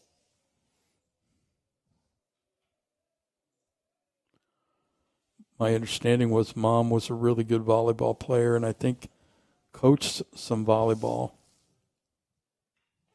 Hit to the left side. Flores going to have to be quick with it. Cade fires in time. It's a 1-2-3 inning, and Simmons with a quick inning, only 10 pitches, maybe just bought himself the 6. Might have. He's certainly still been productive. He's only at 80. He is at 87 pitches now, so he's getting up there. Maybe one more. Yeah. I think there are some arms now running out to the bullpen and standing up in the bullpen. So Simmons definitely running out of bullets, but what a great start he's given HU here today. If he does come out for another or not. See Dylan Ross' dad walking in, sporting the shorts on this 70-degree day. I'm telling you. Now the wind's back blowing out to left again. Yeah, the wind's all over.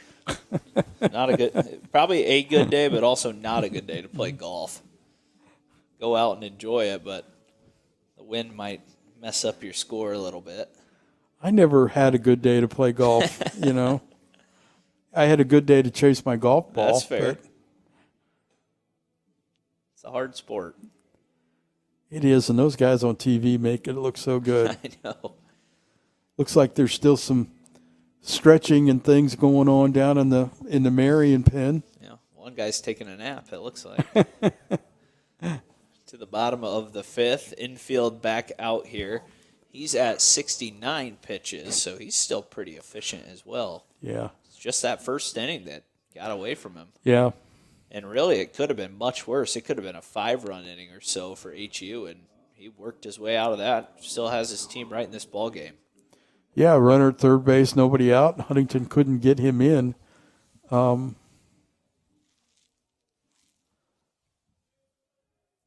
Paco Paulina, 1 for 2.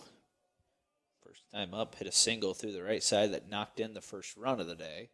Last time struck out looking, and he looks at that one, but it's a little too low.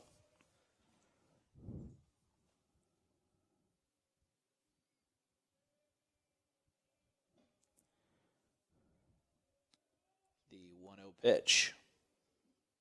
I don't know if you know this, but there's a gentleman standing right down here taking some pictures. His name is Eric Andrews. He works for the university. He's currently filling in for Joanne's spot as the SID, as she's on the trip with the women's basketball team who's played in the national tournament. He does an excellent job, as that is a ground ball to third. Corona makes the play. He was sending me all kind of stats last night for the basketball games and these different things that I didn't know. So if you got any questions between games, Coach, that's the guy to find. He's the guy, huh? Yeah. He actually did some sports writing for a while as well, so he's well equipped to add some information if you need any. Glasgow, 1 for 2 on the day. Got the big shift on again. Yep, they're living with that.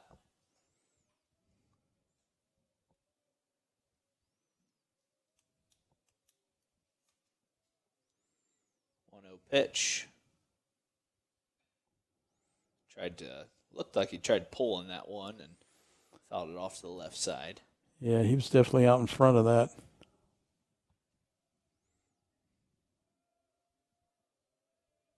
1-1 pitch now. Outside. I was hoping you were going to say, just doesn't look like he's getting his hands to the ball. Try it again. 2-1 pitch. Just outside. Now in a good hitter's count. Yep. Do I see those trees popping up behind the fence out there that you talked about Thad planting? Yeah, he's got some. Okay. It's got some evergreen trees out there, trying to develop a little bit of a batter's eye out there. I see that. That's actually the first time I've really noticed them. Yeah. I'm green-red colorblind, though, so that's kind of hard to see. Full count pitch. Inside. Well, it'll help as they grow, and they'll grow together as much as they'll grow up too. Right. So. That's a great idea because as you mentioned, that could be hard to look out there and pick up the baseball. The best time to read the ball off, from the pitcher is either in the fall or in the summer. Typically by the time Huntington season's over, that's when it starts to fill in a little bit.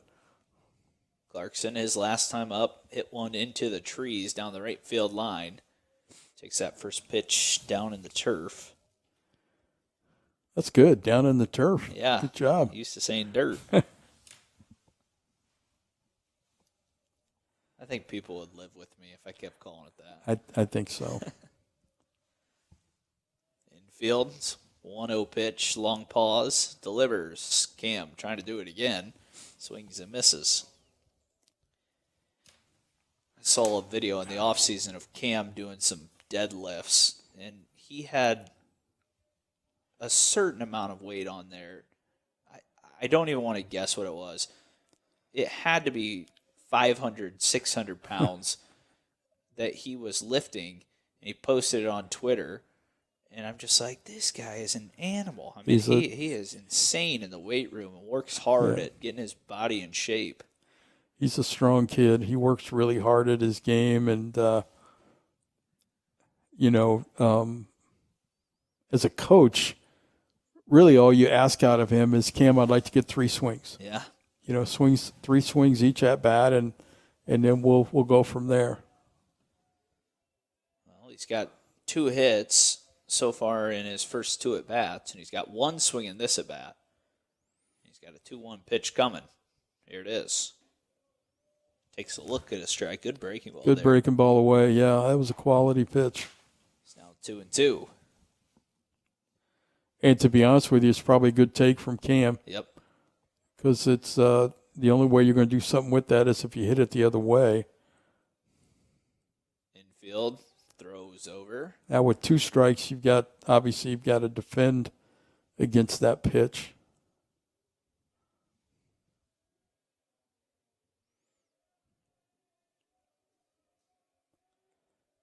Wouldn't be surprised if infield goes right back to it. 2-2 delivery. There it was. Yep. That one had a little more of the plate, but Clarkson swings through it. First time he's been retired today. And that's the second out with Dylan Ross stepping up. I actually think that caught a lot of the plate. I just think Cam just came up empty on that one. So now Dylan steps up. Ross has also been on twice. 2 base hits for him, a double and a single. First pitch swinging. Fouls it away. He got a little bit of a shift on with Dylan, second baseman's. Maybe 5 or 6 steps towards the middle, but the outfield is pretty much straight on, aren't they? They sure are. The analytics, especially now at the major league level, is just off the charts. Well, it's even at this level too, because everything is videotaped, so you can go look at it, and really that's your scouting is right there, is the videotape. I wonder if there is a certain number of at bats as Glasgow gets to second base on the wild pitch, pass ball. Yeah, wild pitch. Pitch.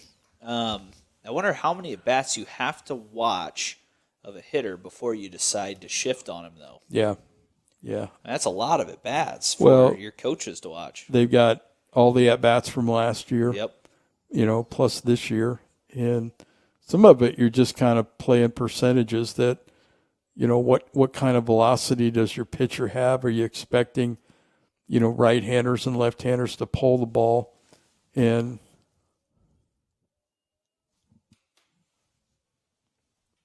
now 2-2 as Ross fouled that one back. 2 outs, bottom of the 5th. That could be a big run for the Foresters right out there on second base. Infield has done a good job of using his breaking ball, and I don't know that Huntington has adjusted to it yet. There's another swing and a miss as Ross unable to get to that one. That retires the side. 1 runner on. It was Glasgow who walked. Now we are on to the top of the 6th, and it's Grayton Simmons who will be back on the mound to try to complete 6 innings. Infield has struck out 7 people, so he's, and I think primarily most of them on that breaking ball or changeup. I'm not quite sure what that is, but it's been really effective. Yeah, whatever he just threw to Ross there had a little 2-seam action on it. Yeah. Typically you see that from a changeup from a righty. Yeah. That was a good pitch. He just buried that one right down almost right at Ross' back foot. It was a good pitch. Yeah. We're talking about scouting. When I coached here, my assistant coaches, until Thad came, were always guys that lived in the community and, they were coming to practice and games from work. And so I just tried to be really simple in our approach, which was, guys, let's be the best we can be against the ball. Let's see if we can hit it and throw it and field it as well as we possibly can. Forget about who's in that other dugout. Forget about what uniform they have on. But let's be the best we can be against that little ball. And like I said, sometimes you play percentages. If you have somebody on the mound that doesn't have great velocity, you're going to play a step to pull. And also, go ahead and introduce this guy. This is Zach Bale, who hit the home run the last time up, and it was on a fastball, and Simmons starts him with a breaking ball. Yeah. Also, we would do that's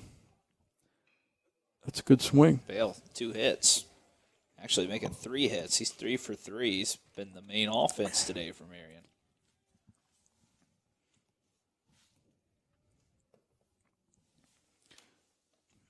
we used to do in the infield, a step to the pole side, a step to the non-pole side based on the count. And in the outfield, we would do 2 steps, whatever direction we're going. So we're trying to adjust, with each pitch made. Hector Corona is 1 for 2, takes a fastball on the outside corner. Well, a lot of times guys who, it's kind of strange, pull the ball on the ground, hit the ball the other way in the air. Yeah. You see that a lot. Throw over, back in time is Bale.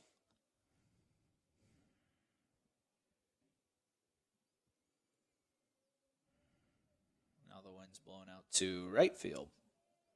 First time we've seen that today. Down too low. It's 1-1.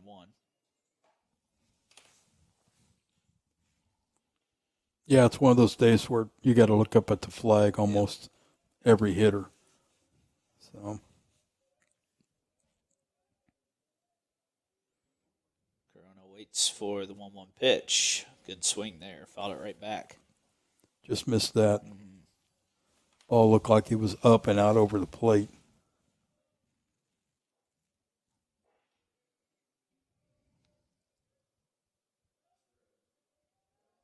So Simmons now in charge in the count, 1-2. And the pitch hit hard to right field. That one just might leave the yard off the bat of Corona, and it has. Now a 1-run ball game as Corona had a good swing the pitch before. Simmons challenges with another fastball, and we're back to a 1-run ball game as the Knights have started their comeback trail. Talked about it. That previous pitch, a fastball maybe too much of the plate, and that time Corona didn't miss it. Yeah, it looked like the previous pitch he missed. It was a pitch that he was going to want to hit, and now it's Josh Lamb who's 0 for 2 today. They're still sticking with Simmons, but there are at least 2 arms starting to move around and get loose out of the bullpen. That elbow's starting to drop on the breaking ball. That may be because he's, over 90 pitches. Yep, 93. Here's number 94, and that's up too high. 2-0. It's Lamb, Salazar, Miller, then Kelly and Estep. So the last hitter in the lineup is Estep. So approaching the bottom part.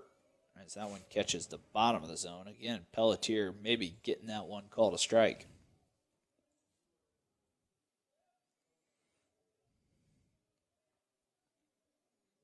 The pitch. I can't tell who's up in the bullpen down there. Yeah, I actually had binoculars in my car today and left them in it. I take those to my brother's golf matches.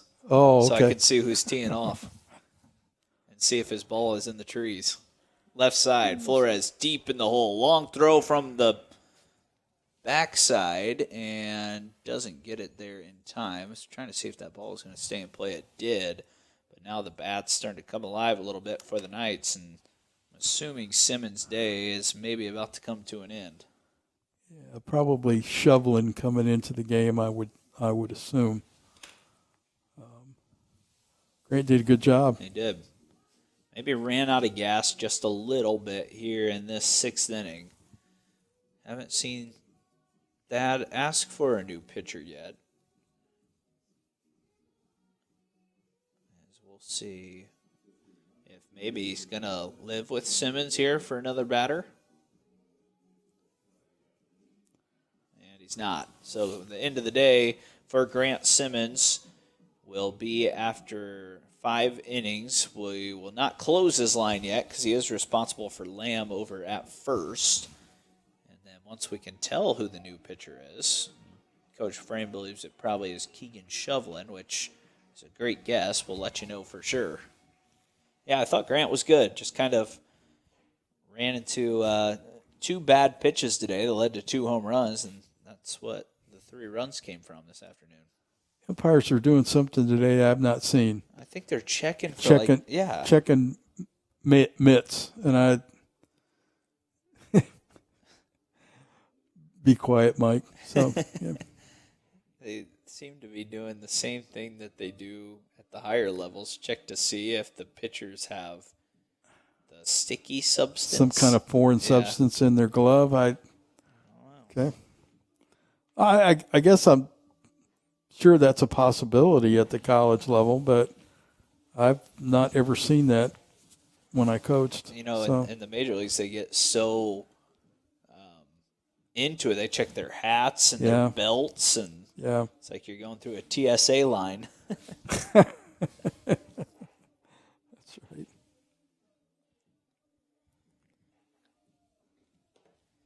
New pitcher on the mound is indeed Keegan Shovelin.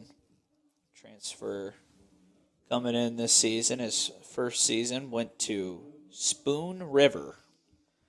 I have no idea where that is, if I'm being honest with you. I don't know either. Okay, might have to. He's thrown the ball well at times. Mm-hmm. His last couple starts haven't been great, and I think that's why they've flip-flopped he and Grant in terms of roles. But I know he threw the ball well down south against Midway. The first trip, threw the ball well against Olivet Nazarene. Is his next start. He's coming in a different role today. Maybe that'll be beneficial for him. Yeah, we'll see. Coming out of the pen, maybe a little more adrenaline. And right now it's a tight game, so every pitch is going to matter for Keegan. See if he can kind of get back into that good spot and find a way to run through the lineup here. His first batter he'll face is Cameron Salazar, who's 1 for 2, a strikeout today. This Marian offense has come to life a little bit here this inning. They already have 2 across, and they've got a runner on first, which is Lamb, the catcher. Looking to bunt. That one's outside for ball 1.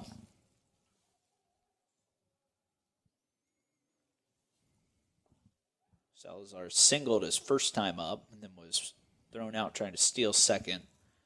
Still keeping the bunt on. Pulls it back, and Shovelin unable to hit the zone here over the first 2 pitches. We had an old saying, if the guy wants to bunt, let him bunt. Yeah. Meaning, let's throw the ball over the plate and get it out. He's still showing bunt, 2-0. Shovelin's pitch. Outside, 3-0. Been a little bit of Keegan's issue.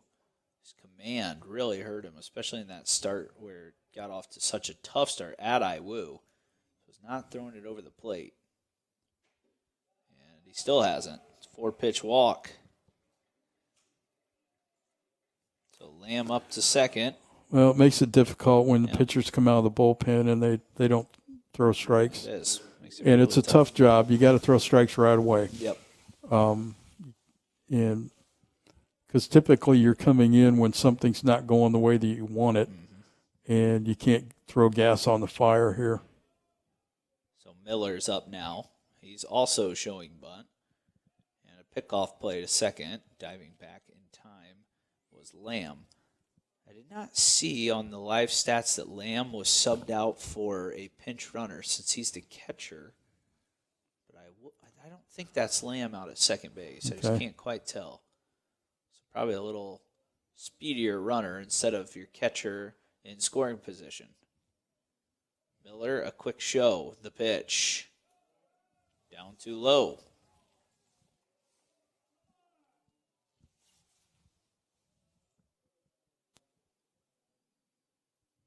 And now I think Mike Mockmo wants to come out and have a word with his righty.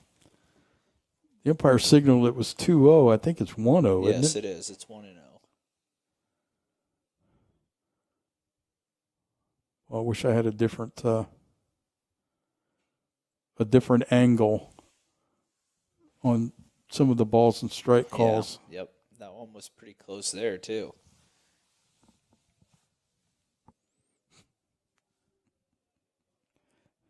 First mound visit from Mockma today. I'm trying to figure out why they signal to the press box on that. Is there somebody keeping track of those up here? I doubt it.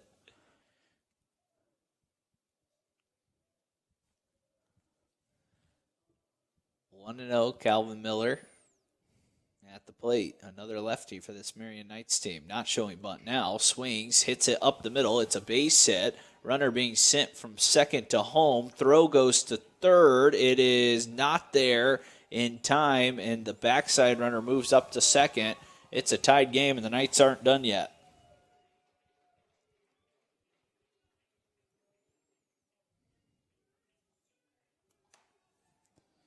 Well, that's got to be an error on the throw to third base to let that backside runner move up. I don't know whether they're going to put that down or not, but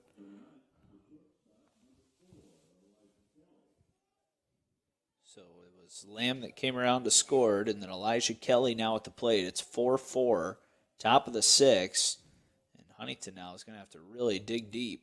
Infield stays back. Shovelin delivers low. Kelly 0 for 2 today. Struck out, and a 5 unassisted his last time up. That's when Glasgow stepped on the third base bag. 1-0 pitch. Off balance. Fouls it to the left side. It's 1-1. Got the 8-9 hitter here now, so if you can find a way to dial up a strikeout or two, keeps you in a good spot here still. Yeah, I think you have to set a goal as if you're Huntington to let's get out of this with no more than 2 more runs scoring. And you still have 4 at-bats. Well, there's one through the left side again. Both runners going to be sent home. Both runners going to score. And now it's 6-2 as Marian's offense has come alive here with 5 runs so far in the top of the 6th.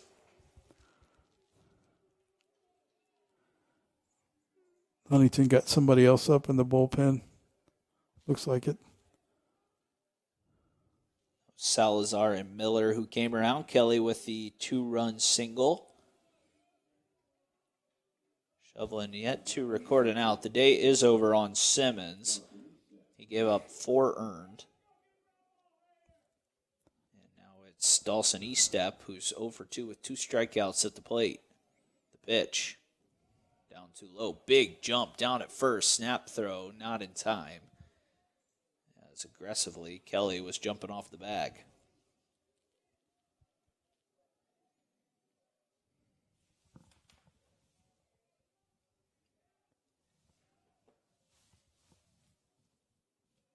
Big lead again. The pitch. Swing and a miss. Change up. And a good one as Estep waves and misses.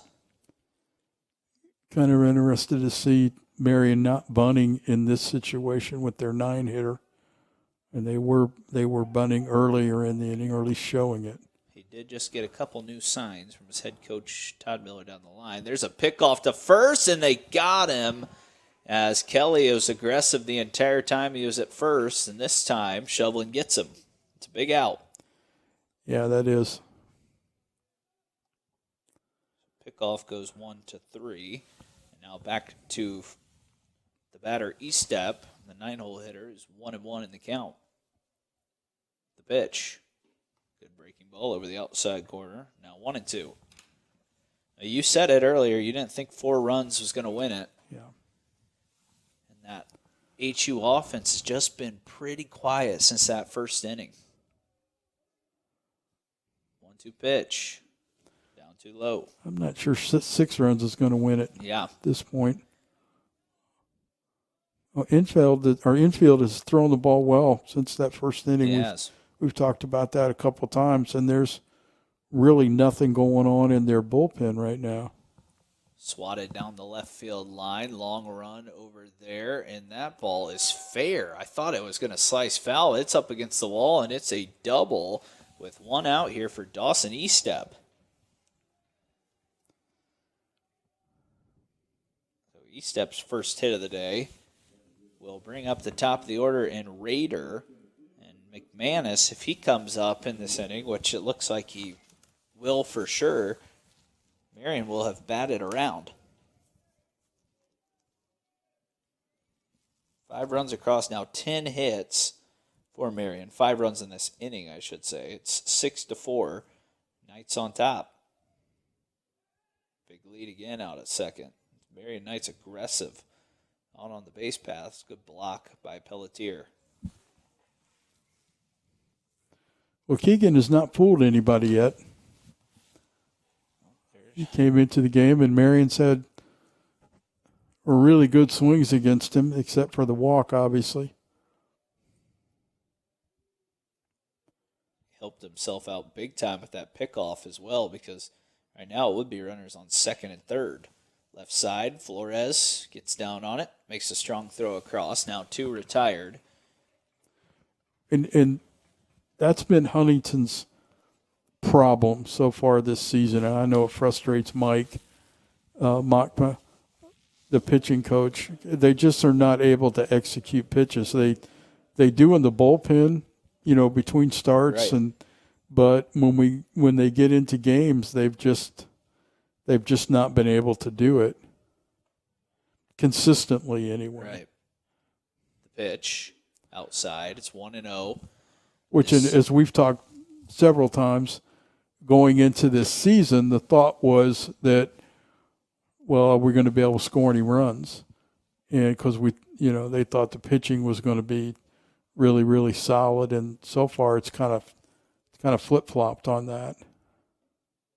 That one's inside. It's 2-0 on McManus, who's 0 for 3, and it's their leading hitter today. He's really the only hitter in the lineup. In fact, he is the only hitter in the lineup that has not reached base for the Knights today. Wow.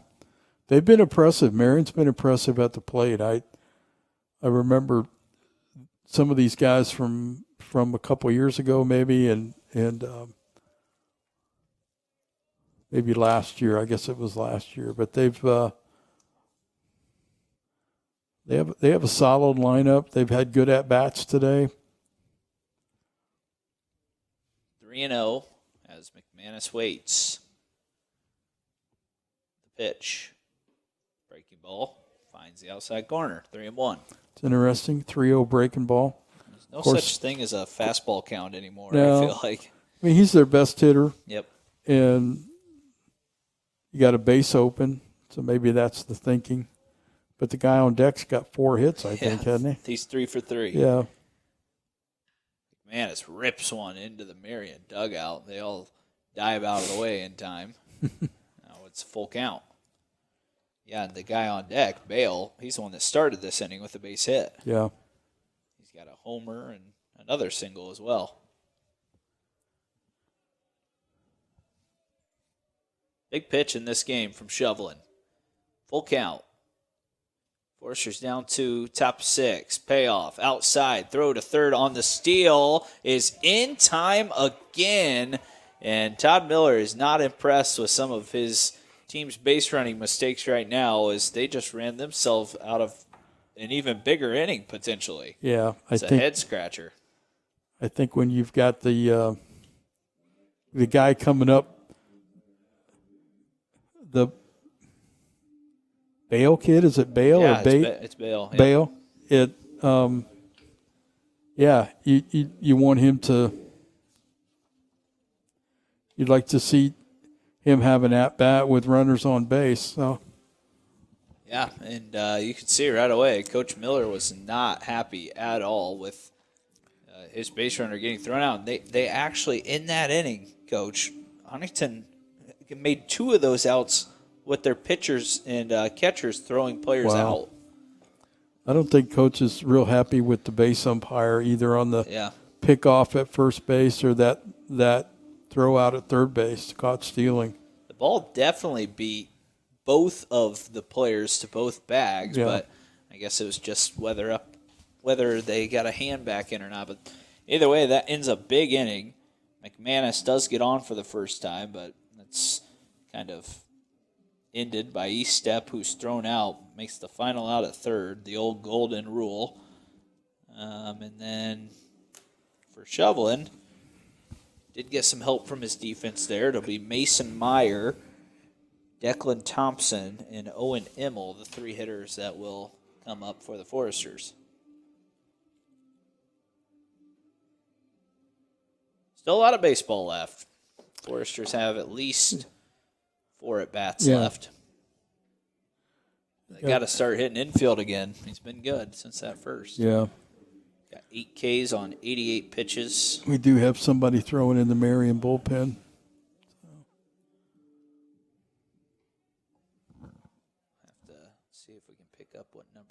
was. Well, if you hadn't left your binoculars in the truck or car, we'd be. I know. I even thought about that because, like I said, I usually take him to my brother's golf matches to see when he's teeing off. They all wear the same color shirts. And what I did was I thought I'll bring it to Forest Glen today. Because sometimes if they change outfielders and they don't change it in the stats right away, it's hard to tell who's where. And then warming up, the bullpen so far away. 1-1 pitch. Hit hard left side. Fair ball. See if Meyer tries to get two. He will turn the bag. It's bobbled out in left field, and Mason Myers starts at the bottom of the sixth with a sliding double. Kind of one of those turf doubles, a high chopper. Yeah, absolutely. Yeah, able to keep it fair and. I did get word that the pitcher warming up down the line is number 15, Chris Adams. Oh. We're going to have to hire Tyler to come help us out. Well, Tyler, since I'm not on the payroll, you're hired. Okay? I'm not in charge of the payroll, I should say. I'm going to hire you. Declan Thompson will not see a pitch from infield yet as he checks on Meyer. Declan had a good at-bat last time. He hit a 2-strike pitch up the middle, hit it hard, and second baseman dove for it, but couldn't get up and make a play. First pitch, looking to bunt, and fouls it back. Is this an obvious bunt situation for you? Or? I don't think so. I don't think so either. Well, I don't think it's a bad play, but I don't think it's obvious. Yep. Of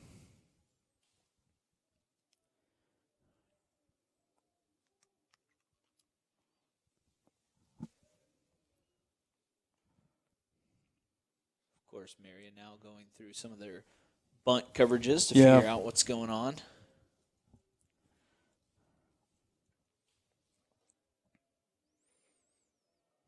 Sun almost covering the entire field right now. Marian still thinks bunt, and it's a pickoff move. Meyer just gets back in time. Well, there was definitely some daylight there, wasn't Yes. it? He just wasn't off far enough, and I don't know if Thompson showed bunt there. Sometimes you throw to the base to see if the guy's going to show, and I was too concerned that Meyer was just going to be picked off. Hits it hard through the left side. It's a base hit. Meyer will be held. It'll be runners on the corner. Probably a good hold there. Yeah, no doubt. And now Huntington's in business as Declan Thompson getting a chance to start today. Now has 2 hits.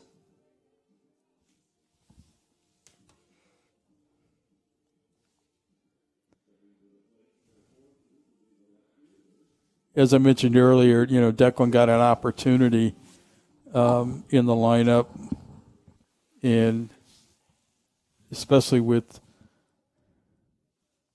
Deckman hurt, that kind of opens up a spot for him. With Fowler still going to be redshirted, the outfield has become a little bit thin. It's another guy that is going to get some chances. The runner off from first. They throw it through. He's called out at second. And another runner cut down on the base paths. Golly, I didn't see him being out. It looked like the hand was in there. I don't know what Tyler thinks, but that's a big out. It is a big out. It's a massive out. Now Immel is now 2-0 in the count. Man, it's been tight. A couple of these calls out on the base pass for both sides. I think both sides have probably had some arguments with some of these tight calls. 2-0 pitch. Immel takes. That gets by the catcher. It's going to bring in a run to make it a 1-run game as Meyer scores. And that call gets even bigger. There was definitely a hand in there on that play, on that stolen base attempt, but okay. 3-0 count on Immel. Caden Flores on deck. you think about it now, if he is called safe, runner's at third, and it's a 3-0 count. Yeah. So just a lot of different things. But sometimes got to play through adversity, and that's what H.E.'s doing right now. The pitch on the corner. Well, at least so far they've got one back this inning. Yes.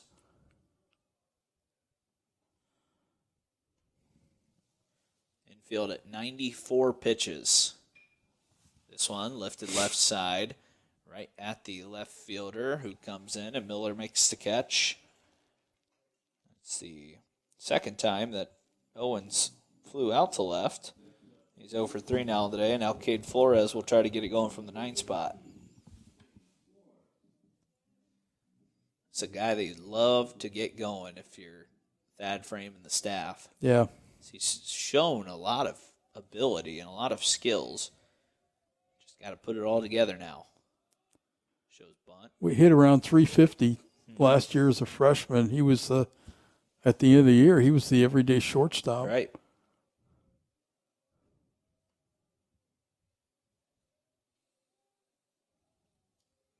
Pitch from infield.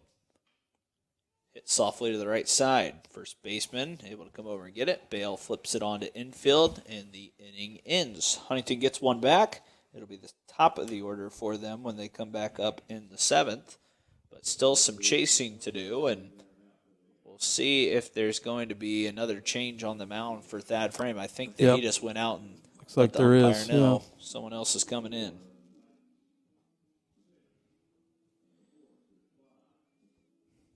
I think that's a good move. It looks like Tate Mullen. Who's been excellent this year, by the way. Unfortunately, Keegan was just not very effective in that, inning, 2/3 of an inning? Yeah, I guess it ended up being a full inning. Did it full? Yep. Okay. He's still working through some things. Tate Mullins is coming in. And for Tate, 7 games, only 6 1/3 inning, over those 7 appearances. 1.42 ERA leads the team. 6 strikeouts, 9 walks. He's only given up 1 earned run. So Tate will come in and try to keep it right here. It's the 9 walks and 6 1/3 innings pitch that is a problem. Right. It's certainly not the stuff. Certainly not the velocity. It's David. Got your this is your partner. This is coming my in sidekick for game 2. Yeah, it's a good guy to know. But I mean, he's thrown the ball, pretty well, so far. It's just, you'd like to see the walks, the walk total go down, and Mullins, a sophomore from Kokomo, Indiana. He went to Northwestern High School, and correct me if I'm saying this wrong, Kankakee Community College? Kankakee, yeah. Okay, thought so. Yeah. I only know that because I actually had to do PA for Huntington North's senior day a few years ago. Oh, okay. And they had a player that went there and played Cole Martz. Well, and that young man, I don't know, am I allowed to say it on the air? Maybe coming here in the fall. I didn't know that. They're recruiting him. That's good. Yeah. That's good to hear. They're recruiting him, so. He's good. He's a good player. He developed into a really good pitcher his senior season, and a short stop for a while. He missed a few games his senior year, but he throws hard. I mean, he's a big kid, good athlete. He does. So that's kind of good to hear. I wasn't aware of that. Well, I don't know that for he's sure, committed, but I know right. that they're pursuing him. Yeah. But Tate Mullins will try to have a clean inning here in the top of the 7th. HU down by 1. Mullins making his 8th appearance of the season. Tate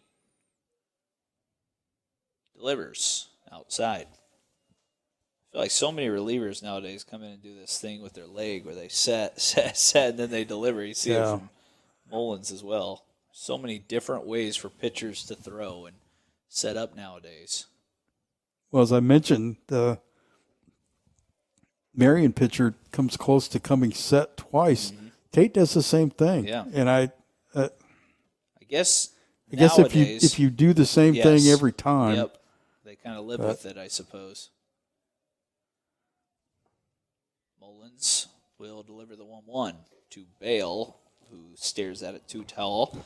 Bale has had a great day, 3 for 3, 2 singles and a solo shot. He scored 2 runs.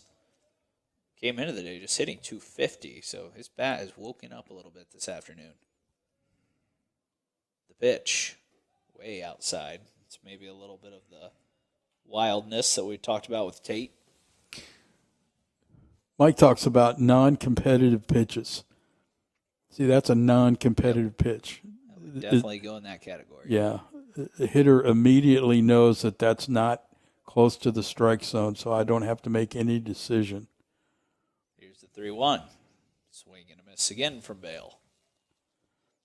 Bale's kind of got a long swing at the plate. I think good velocity. If you really have good velocity, maybe that's somewhere you could kind of sneak one by him. Could be. But, of course, Simmons tried to challenge him with the fastball, and he hit it 400 feet to left center. 3-2. Fouled back. Good swing at that one. Yeah, he was sitting on a fastball there, 3-2.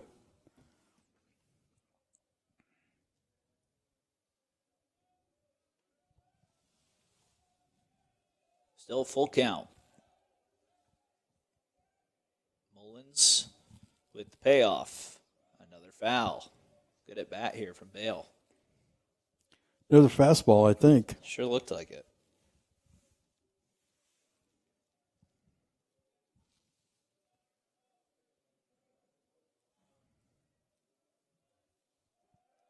Mullins again.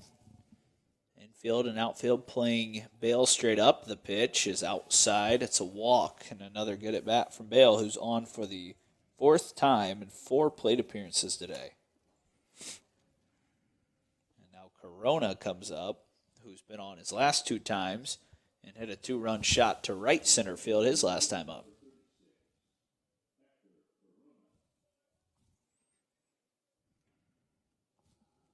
Corona, this is the guy that had a couple of good swings on Simmons and then got the barrel to a fastball the last pitch in his last at bat. That one's outside. Yeah, the wind's blowing like a gale out to right field right now.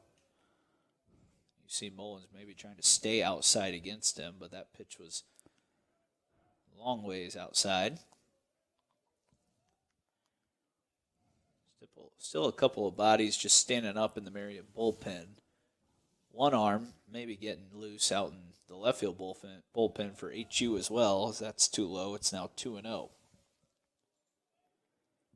Yeah, see, this is what you don't want from a reliever. We walked the first guy, and now we're 2-0 on the next guy. These are the kind of things that get you in trouble as a pitching staff. 2-0 pitch. Right on the outside corner, called a strike. And not only that, you just got one back. And you've talked about those shutdown innings, and that is really what Huntington could use right now. Yeah. I mean, Tate obviously has got the stuff to overcome some wildness when you look at his ERA. But 3-1.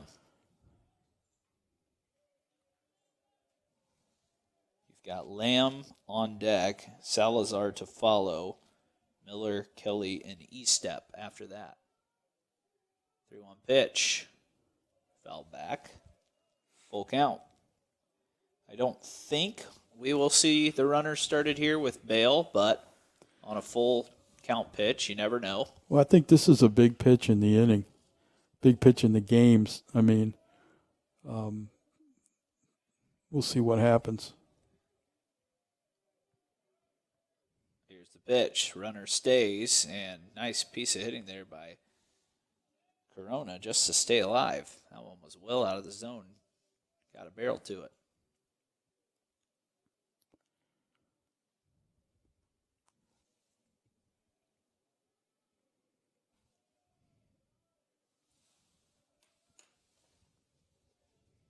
Mullins trying to get out of some early trouble here in the top of the 7th. Foresters still down 1. Here's pitch. Hit hard, right past Cam Clarkson down the right field line. Over to cut it off Thompson. He's able to keep the the hitter at first, but the lead runner all the way to third. And now it's first and third, nobody out.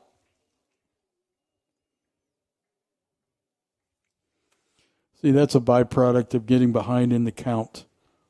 You feel like you've got to throw a fastball there in that 3-2 count, and he's waiting on it. And to his credit, he's had a couple pitches to hit, and he hasn't missed them. So that will allow Lamb to come to the plate.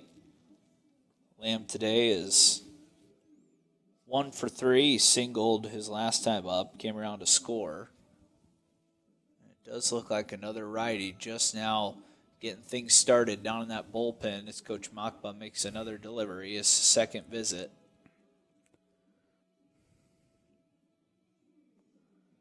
Probably going over some first and third scenarios as well. Just still amazed that you keep looking at the box score and infield's still in this game for Marian at the moment. I mean, after that rough start, he's really been pretty steady for the last 4 innings. Huntington now on their third pitcher and maybe about to be fourth, down low.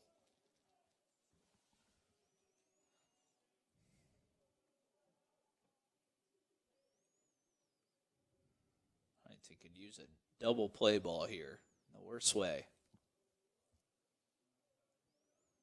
Runner Corona over at first. It's Bale at third, and the pitch is fouled back. Just seems once again, if you could get out of this inning with only 1 run scored, right, you still got a shot. Still but right in it. You got to stay away from a crooked number here on the scoreboard. Seems like Mullins is just having to continue to throw this fastball over and over again to try to keep it over the plate. Lamb trying to bunt, throw down to third, and they got the lead runner as Bale got too far off the bag. Wow. Did he call a strike on that? Was that a bunt attempt? Did he call a strike on it? I don't know, but 2-2? I hate to tell you this, and thankfully we're not zooming in, but Bale's finger, his pinky is completely sideways right now as he tried to dive back in the bag. It's probably just a dislocation. You see that sometimes, but his finger is... How in the world can you see that from here? I could see it dangling off his hand almost down the third base line. So he's picked off. Immediately came up. It's one of those things you get a little shock factor to you when you see something like that, and Bale did that. And Chris, the trainer, went over. He's going to pop it right back into place, I bet. Okay. No, that probably won't feel good. 1-2 pitch. Hit down the right field line and out of play. That's one of those you don't want the binoculars for. Sometimes you see those things in the NFL, and at least my immediate thought is, am I looking at that right? Right, I know. Wow. I've seen that with a few base runners before, though, and the trainers come over and right back in. It's like, man, can't feel good. 1-2 pitch from Mullins. Left side, could be 2. Glasgow bobbles it. Flores will barehand it. And it's probably going to go as an error on Glasgow, the first of the day on the Foresters. Yeah, I think so. So E5 as Lamb is on. I'm telling you, anytime you see someone bunt through the ball, though, like that, and you've got a runner on third, it's an immediate automatic snap throw. And so many times, and you know this, but for the listeners at home, these base runners are expecting that ball to get down, and they get a huge secondary, and then they're in no man's land. That's what happened to Bale. Typically, your weight is on your front foot because you teach them as the ball enters the plate area, you want the weight on your front foot. Mullins delivers down too low. That's a tough error on Belton at third base because that's a do or die. You either make the play or you don't, and you don't have a lot of time to react.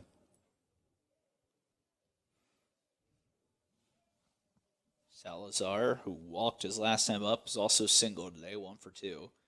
That one just inside. Now 2-0. This is where Mullins again has to get right back in the zone. I'm telling you, if Marian had not made 3 or 4 outs, they've made 4 outs on the base paths. Yeah. If they have not done that, they probably have a good chance of running away with this game. Yeah, I agree. They've just made some, as mentioned, 4 mistakes on the bases. The pitch, that's in there. You think of the runner caught stealing and now 3 pickoffs. Mm-hmm. Well, 2 runners stealing and 2 pickoffs, I should say. Yeah. Yeah, we'll see how this inning unfolds, but that could be a big play with Zach throwing to third base there. That one is in there again, kind of that top outside part of the strike zone that's been called most of the day.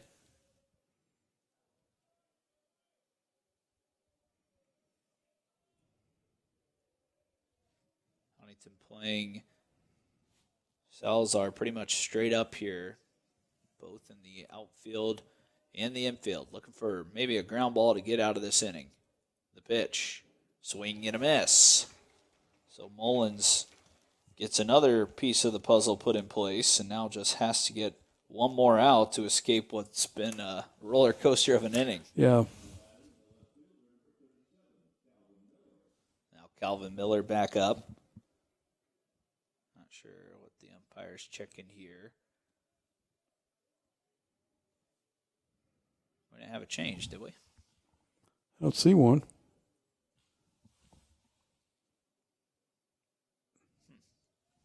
So Miller will step back up. Did they run for Miller the last time? And he's coming back in the game? I don't remember. No, I don't believe so. But the umpire pointed to him I like saw that. Yeah, huh. Miller is their left fielder today. And I don't believe that he's been ran for at all. At least not in my book, which is not always perfect. Mullins gets the sign, checks the runner, and pitches. Soft ground ball, foul. I don't know if they put somebody in defensively. Yeah, they could have. For him. It's an 0-1 count. Miller today 1 for 2. He is struck out. His last time up, he singled. We got to get on the ball because we missed the guy falling down at the plate. And so, well, thankfully we've got friends with Marian as well that help us out. They'll let us know. Here's the 0-1. Fouled straight back. This is where you'd really love to attack a hitter up in the count. Well, it's a big out in the game right here because, get out of this without Marian scoring another run when they had first and third, nobody out. We'll see. Mullins continues to work from the stretch. The pause, the pitch. Swing and a miss. Big out for Mullins. He plays with fire, but he doesn't get burnt. We head to the 7th inning stretch. Huntington still down 1. That's kind of Tate's MO for the season, playing with fire, and seems to, for the most part, get out of it. Don't want to do that the whole year, though. Yeah. Looks like we have a new. Is this a new pitcher? It is. It's who Tyler told us was warming up. Okay. Another big righty. Tyler, this is your boy right here. Yeah, number 15, Chris Adams. Right-handed pitcher who comes from Avon, Indiana. Went to Avon High School. He's a redshirt junior. Another 6'3" righty. He's got some big boys on the pitching staff here. Trying to pull up some stats for Chris Adams this series. 1-2 with an 8.62. 5 appearances, 3 games started. So he's been in starting role a little bit this season. He's given up 15 earned runs, 23 strikeouts, 16 walks. So, how many innings pitched? looks like he has been on the mound for 15 2/3. Okay. So 23 strikeouts is good. Yes. 16 walks may not be as good. Not good, but you can probably guess it's going to bring some pretty good velocity. Yeah. So Adams takes the place of infield, which infield gives up 5 earned, but all in all, he kept his team in it, and a lot of those came in that first inning. I thought he threw really well. Well, to his credit, he made some adjustments after the first 4 hitters. And so. Telling you, Coach, we keep getting more and more people down here at the ballpark. They're here to see Tyler. They heard Tyler was here. So we can open up the window. You can, dance for him. A couple of weeks ago, I told Coach Frame it was so windy one day. I said, we could go fly kites during the 7th inning stretch. Yeah. And then the wind died on us. So. Well, top of the order. We'll see what Huntington can do here. Yep. So see if they can scratch out a run or two. Pelletier, Paulina, Glasgow. Just so you know, if this game somehow gets to around 4:20, which right now we're at 3:20, I will have to leave. Yep. And Coach Frame and Coach Neuenschwander will take over. And that's who you'll have for game 2. I've got 3 games on the air today, Coach, so go drink some hot tea after this. Exactly. First pitch. More like Diet Mountain Dew. Are you doing the HU or not the other game other than HU? Yep. We've got all awesome. the games because those 2 teams are from Iowa, so a lot of their players and families can't come and watch. Good. The Northwestern team that we'll see in Game 2 tonight of the national tournament, the round of 64. They're almost in South Dakota. I mean, it's 12 and a half hours away. Wow. 3-0, right in there.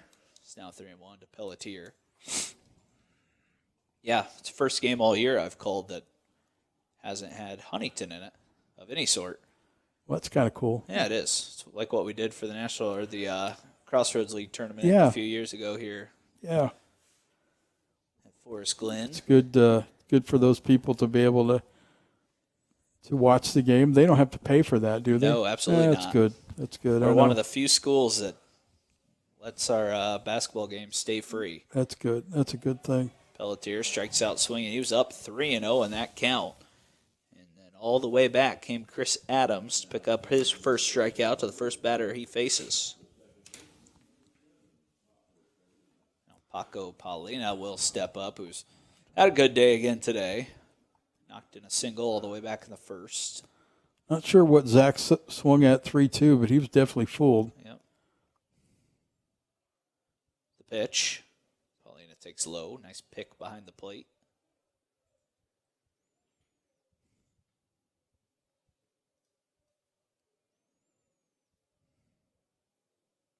The 1-0.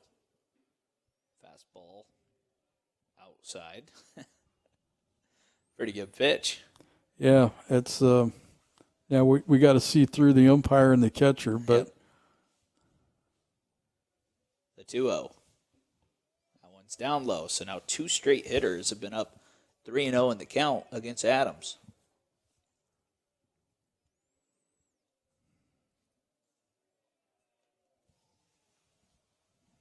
The pitch, right in there. I feel like we're watching the same at bat that we just did. Yeah. Paulina still in the driver's seat. Takes too low, so Paco's on. And Glasgow's coming up.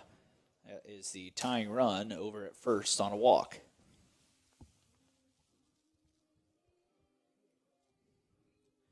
Belden today, 1 for 2. Hit a single back in the first. Came around to score.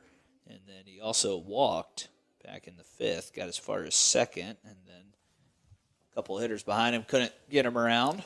See what Belden's got up his sleeve this time. Adams' pitch. Outside corner. Called a strike.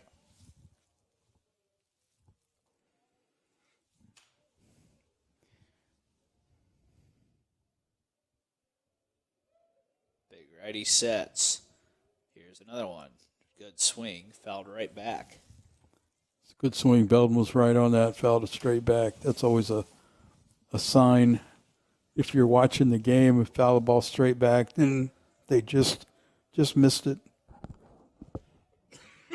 Adams' delivery is called. Strike 3 on the inside corner. And Adams has struck out 2 now in this inning. And that'll leave it up to Cam Clarkson, who's now at the plate.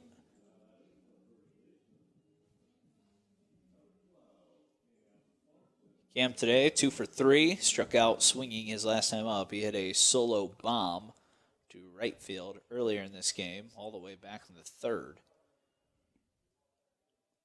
See if he can turn on another one, put Huntington back in front. And that pitch is caught a ball inside. Looks like Adams is sporting some sort of slider or curveball. Nowadays they call it a sweeper.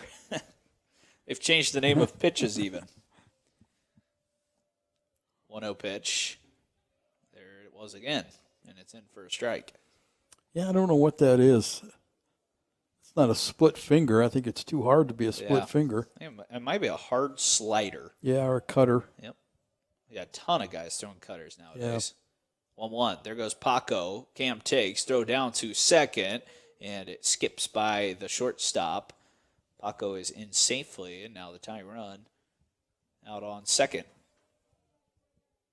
You think with Paco's speed, any hit in the outfield, they're definitely going to test it, especially the 2 outs. Yeah.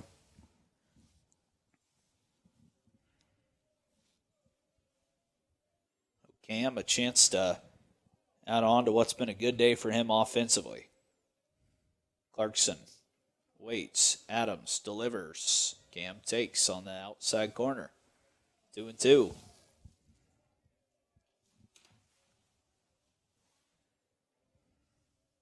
Last time Cam was at the plate, they got him with a breaking ball. Let's see if they go back to it again. Chris Adams from the belt. Throws it. Good block behind the plate. Cam did not offer. And a good block by Lamb, and now it's a full count.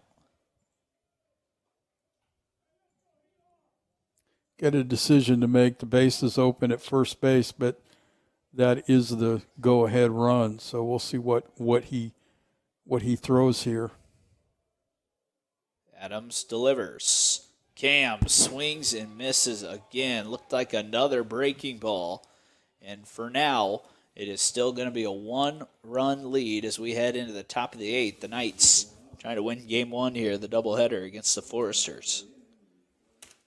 Huntington struck out 11 times in 7 innings. Yep. It's not what you're looking for. No, it is not. It'll still be Tate Mullins out there as the Knights will look to add a little insurance. For the Foresters, obviously want to keep it right here with 2 more at-bats remaining.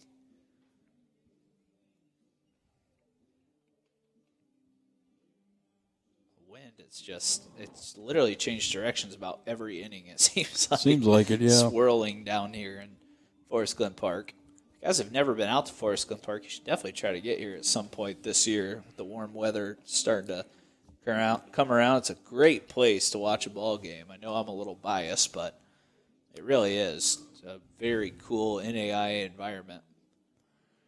You know, I'm impressed with the Marian pitching today. They've made some key pitches in some key situations to get outs, and I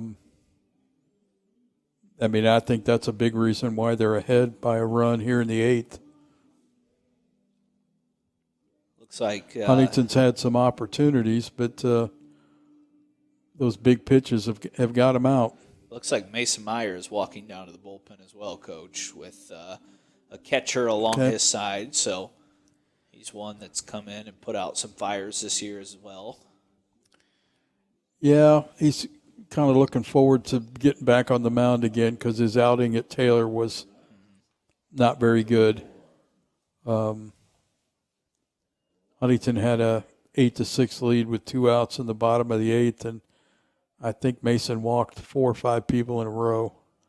So, might get a new opportunity today as Mullins gets a first pitch swing down the right field line. Thompson right on the line makes the grab. It was not the cleanest route and read. Kind of a couple of stumbles out there, but it is an out, and it's a big one because it's 1 pitch and 1 out. Yeah.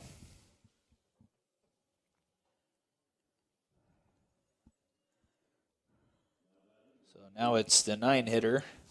You never know. I mean, sometimes Declan looks like he's not underneath the ball because he's always keeping his feet moving, which is not a bad thing, but it gives you the impression,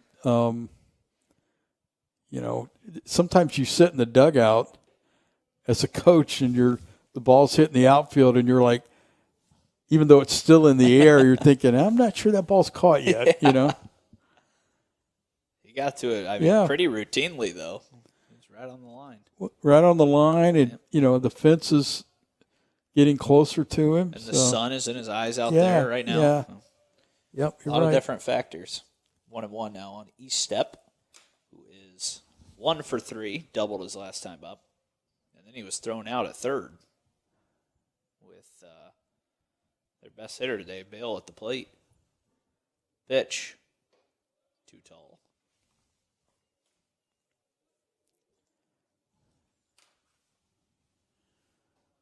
Wonder how Bale's doing with his finger.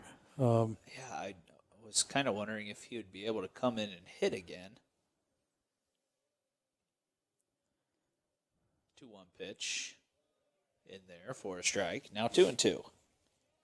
Yeah, I don't know. I don't know how that always works. I'm not a doctor or anything like that. Yeah. In that situation, they usually call it a dislocated finger, not a broken finger, but you're looking at it and you're like, it's at a 90-degree angle the opposite way than it should be. So I don't know. I don't know if you tape that to the finger next to it. Yeah, I'm not sure. A lot of times, like I said, they just pop them right back in, too.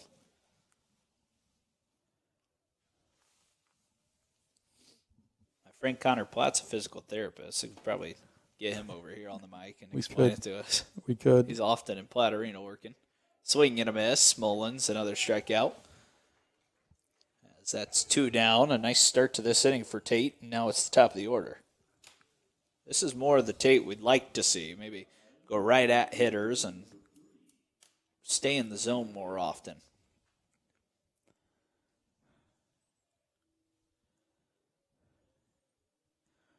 Well, so far this season, he's kind of been effectively wild. Mm-hmm.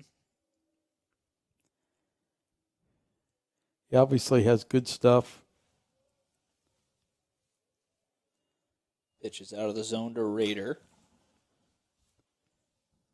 Yet to collect a hit today. Has been on once. He is 0 for 3 with 2 strikeouts. His one time on base was a walk.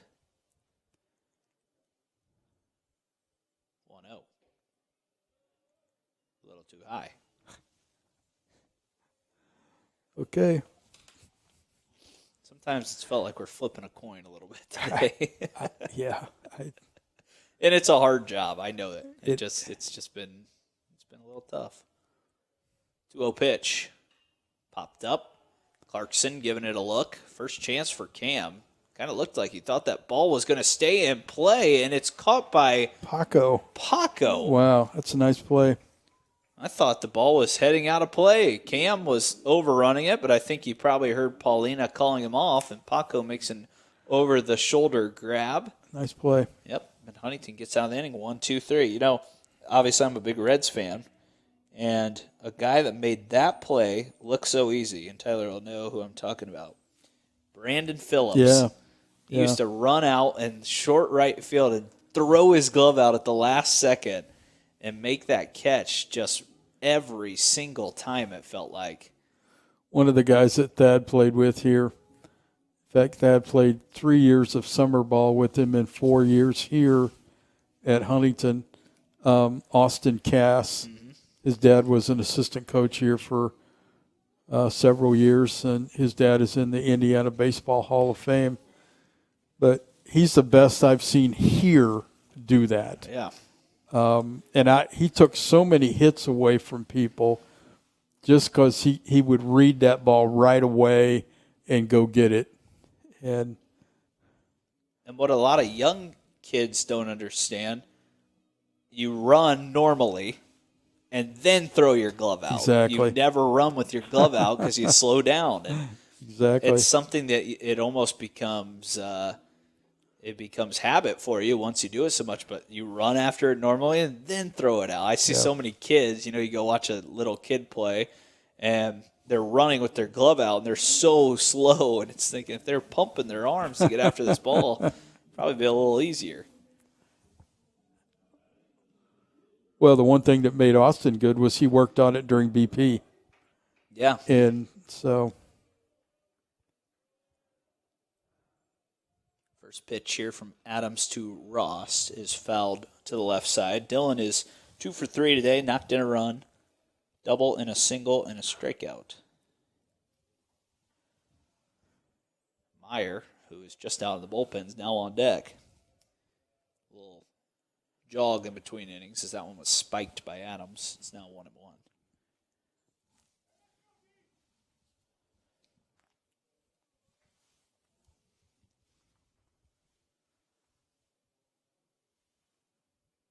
Looks like the catcher, Lamb, wants to check on Adams. Sometimes when you see a pitcher stumble like that and spike a pitch, it's not necessarily the best sign in the world, and that's why some of the staff members are coming to check on him. He just probably got caught by the turf with his cleat.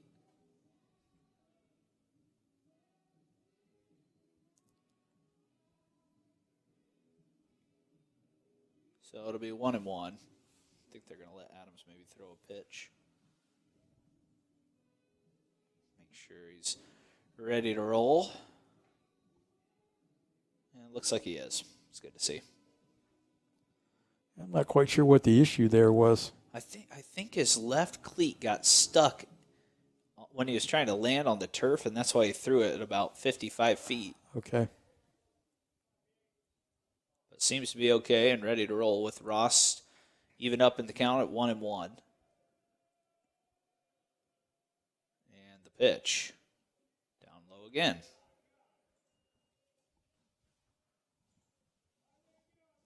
It's Max Meyer on deck. Declan Thompson after him. You said Max again. Yeah, I don't know why I do that. It's Mason. Ross lifts one into right field. This ball's got some pretty good ride, but roaming over and making a nice catch is Rader. I really don't even think I know a Max Meyer. I tried to think if I do. I don't know if I'm just used to it, but it's Mason at the plate. Dillon hit that ball a long way. I didn't think it was hit that well off the bat, but it was. He sent Rader for a pretty good jog and made a nice catch out there. Mason Meyer, who had a double his last time up, is back up at the plate. Probably could be on the mound later in this game as well. Well, he's certainly getting loose, yeah. Swing and a miss.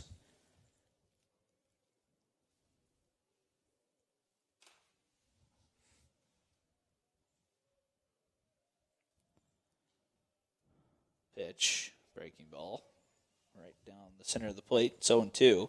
You can see the defense right now for Marian playing no doubles down the third base line. Corona hugging that line to make sure Meyer can't sneak another one by him. Shortstop's definitely in the hole. Pitch, swing and a miss. Meyer way behind that one. 3-pitch strikeout for Adams. It's now 12 Ks on the day for Forester hitters.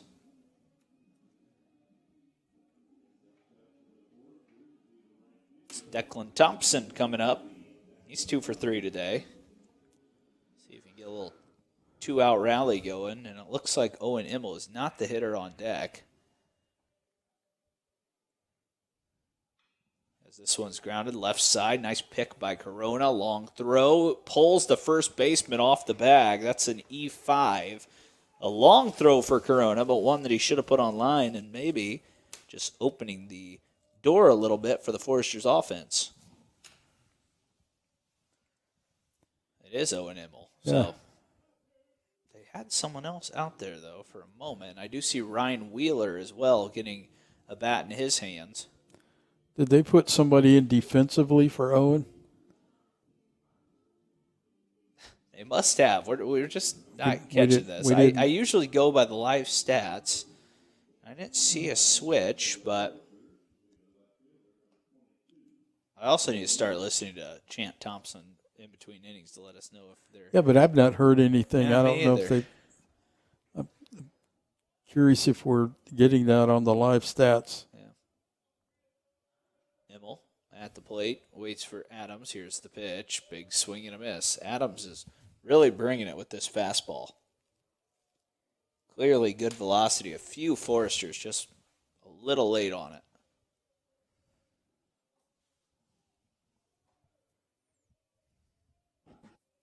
Adams sets and will deliver just outside. Pretty good pitch. Yeah, it was. Good pitch. 1-1. Thompson, speedy right fielder over at first. He's tried to run once today. Don't know if we'll see it here, but he does have a big lead. Immel takes strike. 1-2.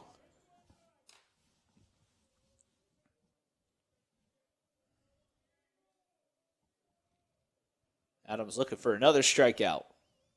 The pitch. Immel bounces it left side. It stays fair. Throw from Corona is low and called out at first. A bang play, as that will take care of the side. We head to the ninth. HU still down by 1 run. Great game between them, between the Knights and the Foresters.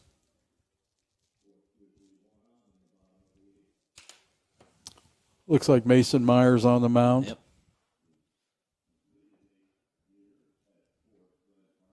So if the Foresters want to win, they will have to walk it off now. And they will have a chance to bring up the start of the lineup in the ninth inning. But first, for the Knights, it's their 2-3-4 hitter, McManus, Bale, and Corona, who have done some noticeable damage today.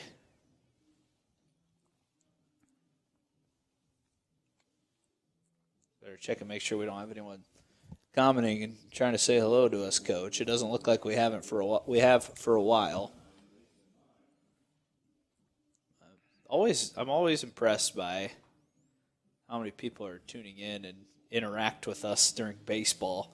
We don't have that as much during basketball. I mean, we have more viewers during basketball probably, but not as many people that interact. Is it because basketball is a lot faster paced? It could do you be, think? yeah. I'm sure it probably is. But it is amazing to see where people are watching from, even on a broadcast like this on FDN Sports. A lot of people watching from all over the country and world sometimes. In a lot of different ways. Yes, absolutely. I mean, they can watch on their TV at home, right? Yep. On YouTube, and so it's a good thing. It is. And we appreciate this young lady helping us out here in the press box today. Yes, we sure do. Couldn't be here without her. And Adria, right? Yep, just want to make sure I'm getting the name right. She does a lot of good work for FDN Sports. So you said she's helping with basketball tonight? Is that correct? Yep. Is somebody else coming up here? I don't know. I hope. Be great. Yeah. I'm Either assuming. that or Tyler's going to have to stay and do her I job. promise Tyler's not going to skip the basketball game. He drove here from Nashville just to see it. Oh, so, wow. Yeah. He's a country singer. Nashville. No, All I'm right. kidding.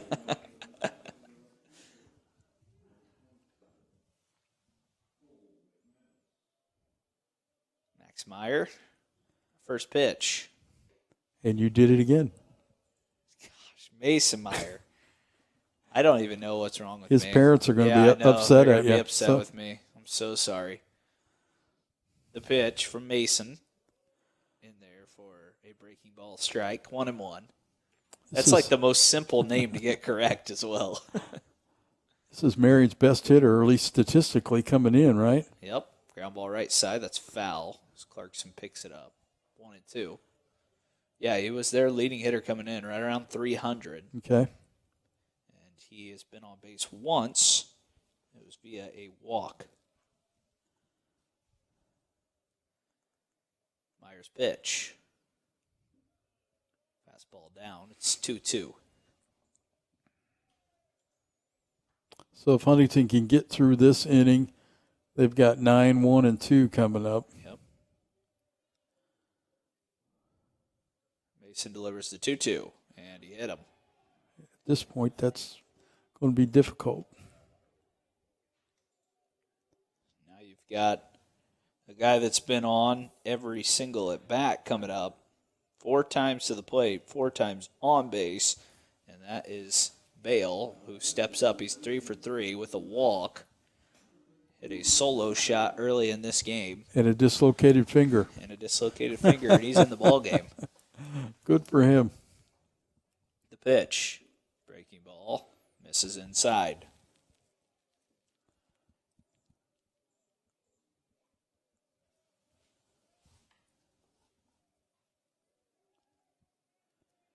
Zach Bale waits at the plate. Mason's pitch, another breaking ball. Looks like it may have missed in. Yeah, I'm not quite sure. It's a 2-0 count. Maybe in or down. Pick off. Back in time. It's been one of the Foresters' best plays today, hasn't it? Yeah. Picking guys off. I'm telling you, if they would not have done that, this game could be a much different game currently. 2-0 delivery. Ground ball, foul.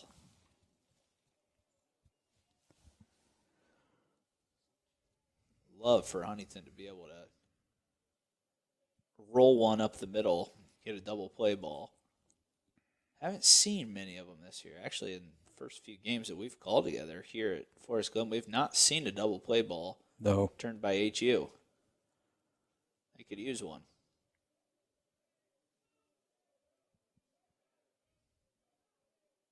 2-1 for Meyer. Swing and a miss. Now 2-2. Zach's not happy. He missed that. He was frustrated that he swung through that pitch.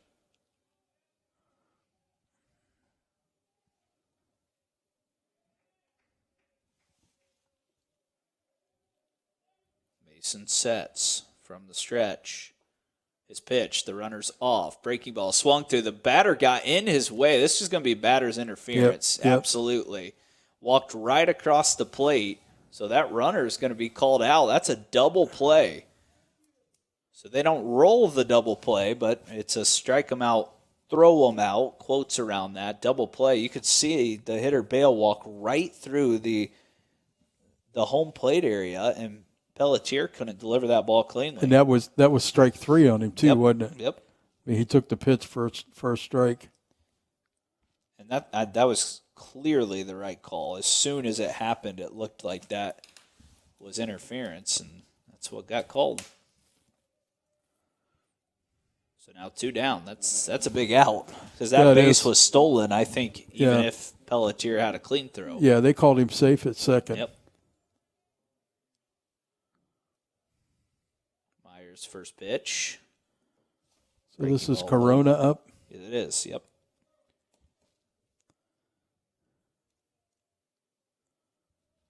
He's got 3 hits on today. He's got a homer, 2 singles.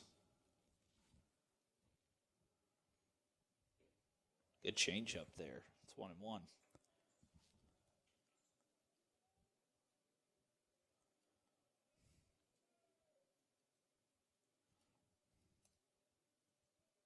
Pitch up too tall. 2 balls and a strike. This game started at 1. We're at 3:47 right now, so playing at a pretty good pace this afternoon. Another looked like change up. Just off the plate. Yep. Just off the plate, yeah. Lamb, the catcher, waits on deck. Wind's blowing out the left now. Yeah.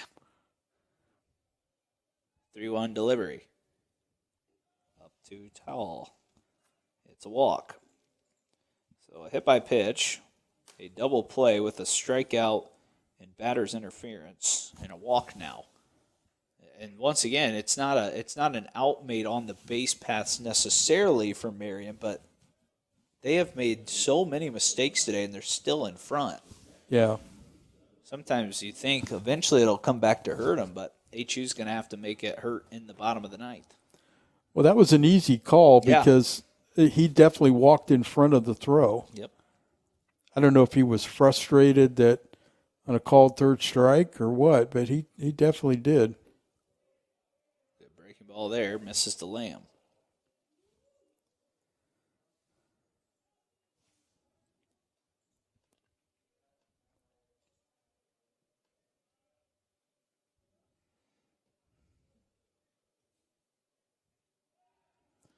So it looks like Marian's going to stick with the guy that's in the game, the Adams. Yep.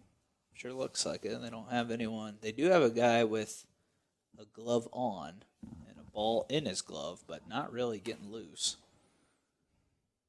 1-0 pitch. Breaking ball is high. It's 2-0.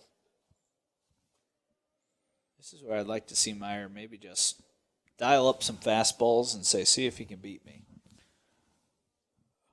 Let's get another out. Pitch. There's one of them. Well, Lamb may have. Deep ball to left, and Lamb did. So he dials up a fastball, and Lamb turns on it. It's a 2-run shot, and just like that, HU down 3. And now they've got a big hill to overcome in the 9th inning. Well, once again, that's a byproduct of not being able to throw strikes. It seems like Huntington pitchers are always 2-0, 3-1, and they've got to throw fastballs. And I don't care how hard you throw, college hitters are going to turn that around if they know it's coming. And I've been greatly impressed with Marian's lineup. I think it's a really, really solid lineup. It's Lamb's second hit of the day. He had a single earlier. Now he has a home run.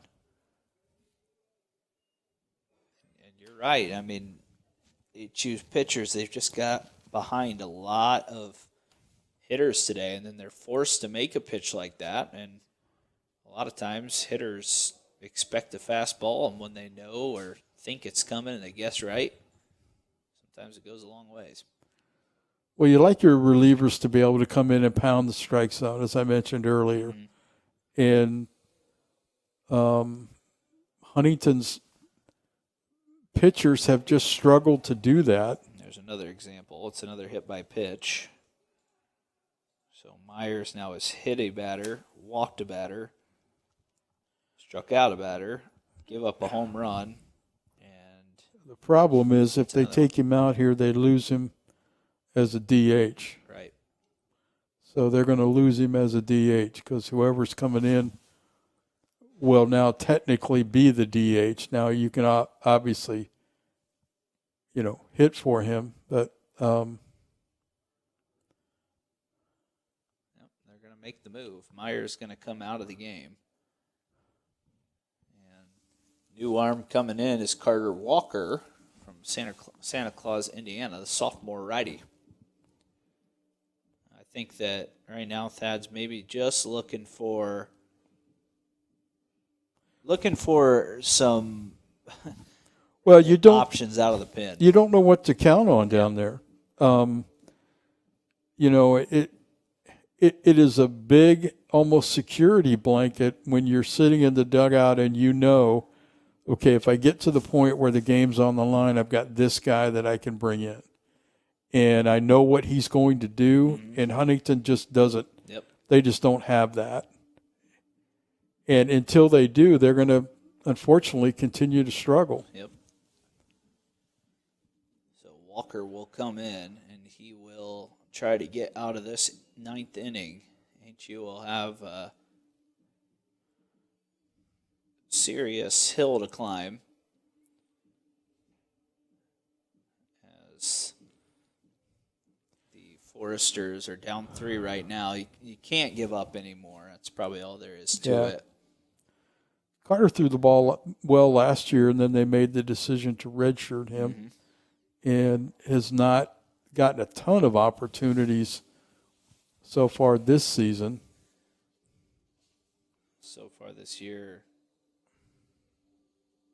Carter Walker has only been in 2 games, just 1 inning pitched. So I think that they feel like that Carter's somebody that can help them down the road. So he comes in, and it is Calvin Miller who's back up at the plate. He's 1 for 3 today. Knocked in a run, 2 strikeouts as well.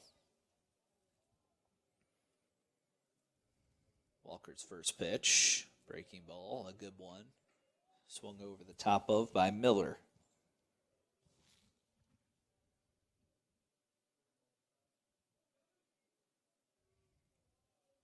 7-5 lead for the Knights here in the top of the ninth. 23 hits combined. Outside, it's 1-1. Who's going in game 2 for Huntington? It'll be Graham Collin. Graham Collin. Yeah. You'll go with Pappenbrock and RJ on Monday. Yeah. Yep. Another good breaking ball from Walker. Hasn't thrown a fastball yet.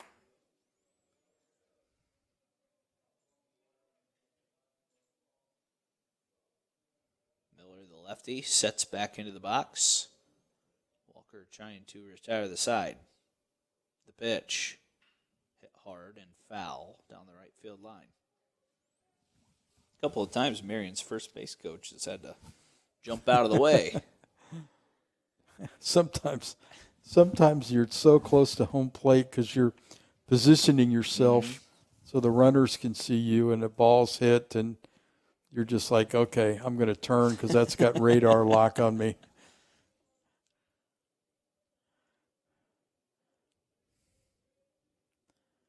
Brock Gower hit a line drive off my ankle bone one night. Jeez. And that didn't feel really real good.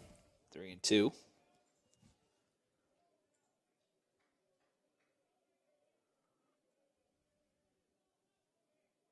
It's funny you say Brock Gower as Calvin Miller's at the plate. Those two live together. Not this Calvin Miller, but another one that played basketball here. Yeah.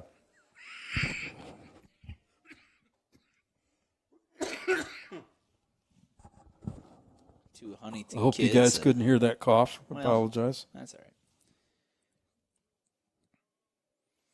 I'm sure they're not too upset. The runner just took second, and then it's lined foul down the right field line. So I've only seen that situation a few times where a runner actually steals the bag before the pitch, and he claims second base before that pitch is thrown. Yeah, they're not holding him right now. No. It's a full count as Miller gets ready to deliver the full count pitch, and it's out of the zone.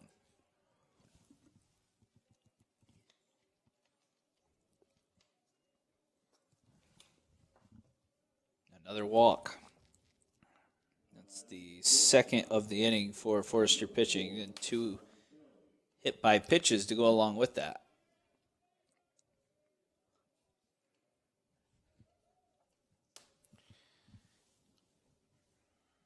First pitch in there for a strike.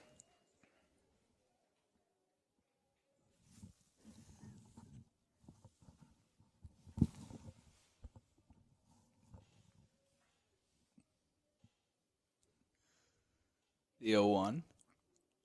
That hit another batter. Wheels are spinning right now, I'm sure, down in that dugout.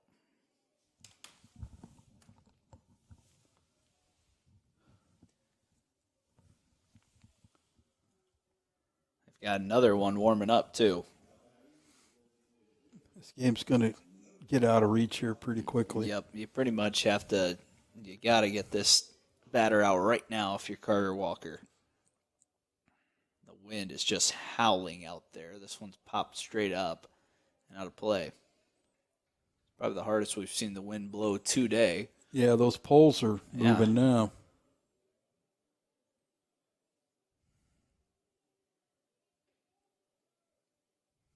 The 0-1 outside.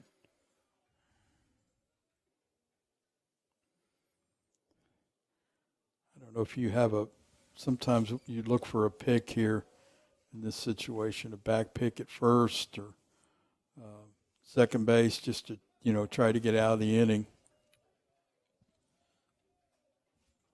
2-1 count here on Estep, number 9 hitter.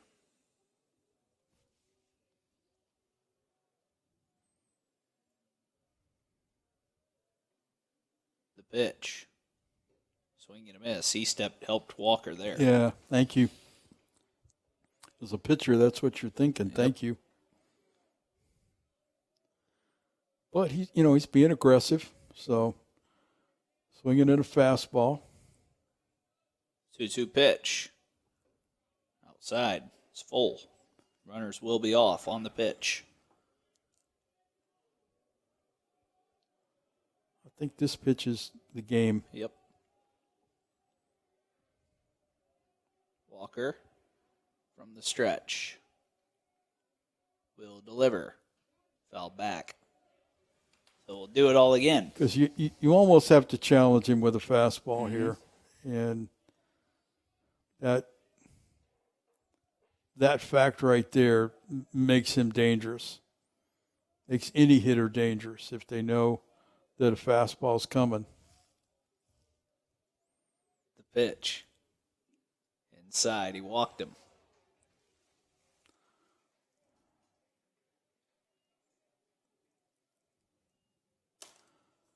It's unbelievable.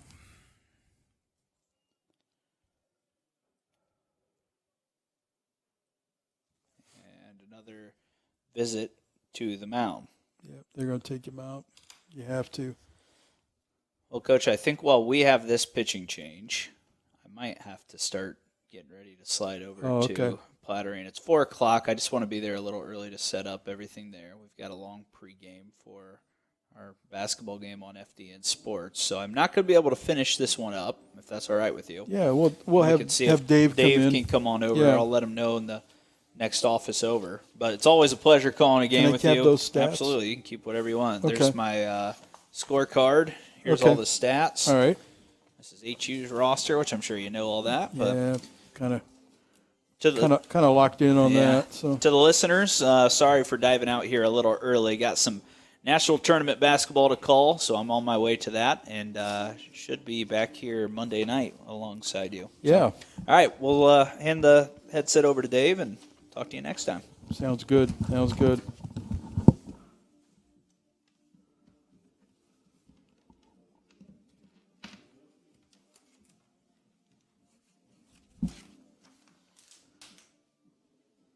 What number do we have here pitching? 21. I think it's Matt Gilkey. There's not a 20 on their roster.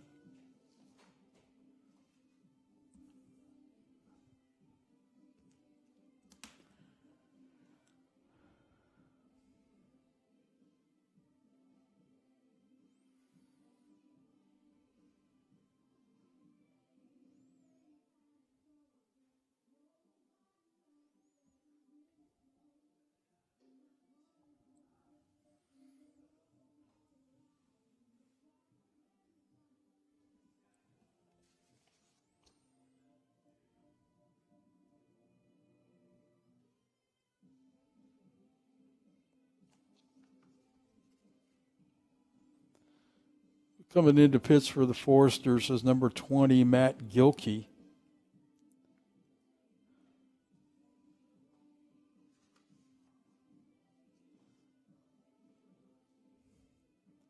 Matt's a senior from Middle Point, Ohio. You'll see if he can come in and get the last out and keep Marian within striking distance. Marian leads 9-5, 2 outs, top of the 9th inning. Bases are loaded for the leadoff man. This is Johnny Rader. He's 0 for 4 with a walk. First pitch is high and outside, ball 1.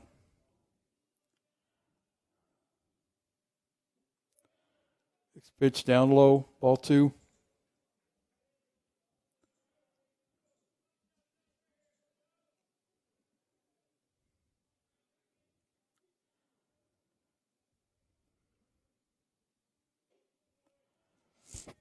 High and outside, ball 3. The Foresters are in desperate need of a strike here.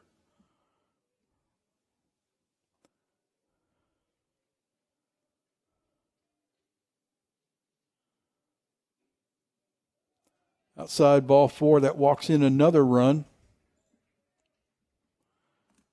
That makes it 10-5. I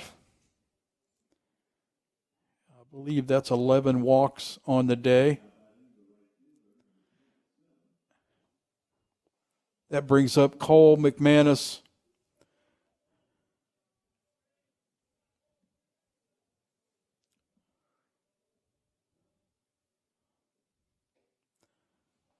Ball one outside.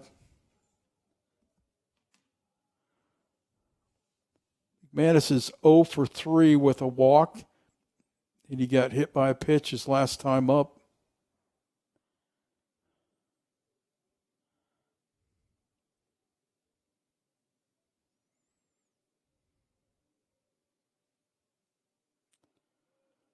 There's a strike. Evens the count at 1-1. Huntington led 3-0 and then 4-1, and after that it's been all Marian here. They're on the verge of blowing this game wide open. They're already up 10-5, and that may be enough. So, ball in the dirt. The count goes to 2-1.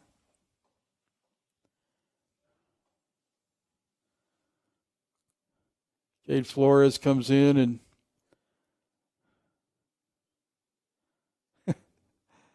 umpire's got to make sure he signals to the press box that that's a visit to the mound. Unbelievable. Okay. 2 balls and 1 strike to McManus. Fastball up. The count goes to 3-1.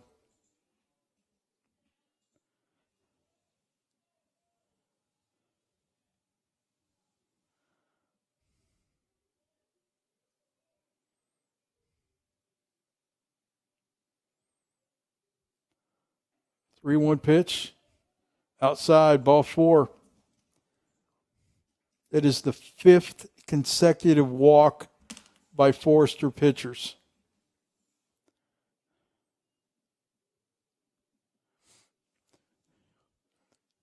And that brings up Zach Bale, first baseman, who's had a really good day. 2 hits, home run, and a walk. Dad comes to the mound, Coach Frame, and going to make another change. In search of somebody that can throw the ball over the plate.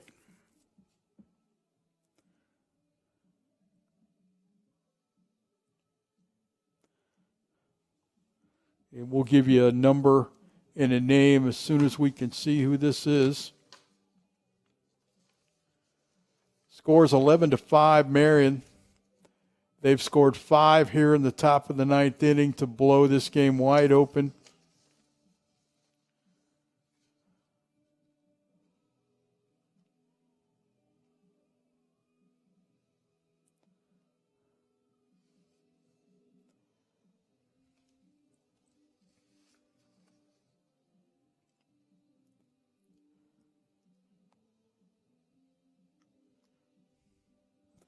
You see a name or a number?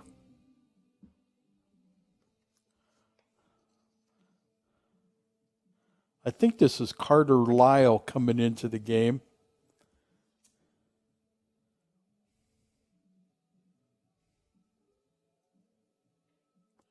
Yep.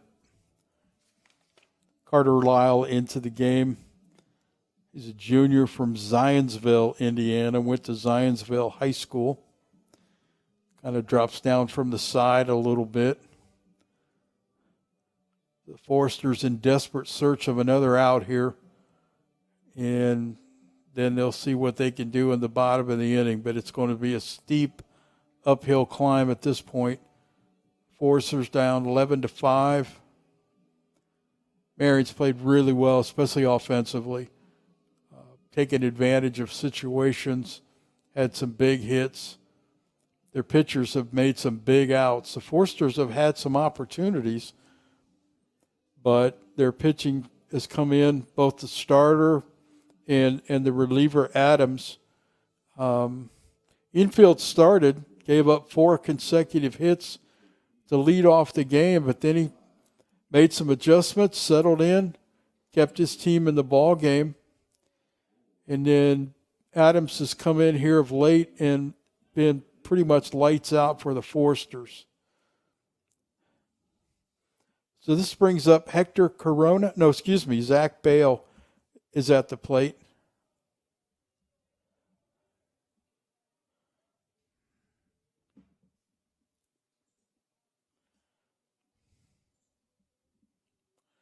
Counts 1-0.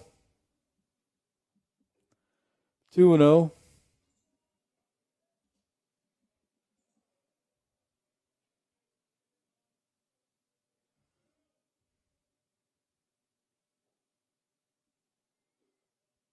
3-0. Once again, we've come in out of the bullpen, Huntington pitchers, and just cannot execute a pitch in the strike zone. Ball 4. 6 consecutive walks. Walks in another run. Scores now 12-5.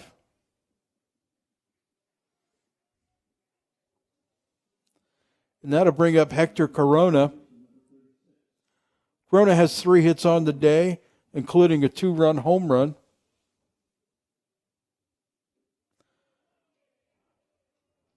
Strike 1 to Corona.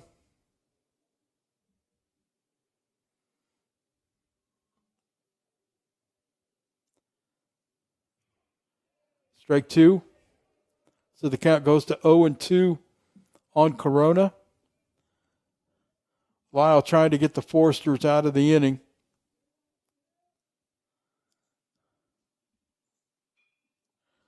There's a fly ball down the left field line. Caught by the left fielder, Owen Immel, and that ends the inning. So Marian gets 6 runs.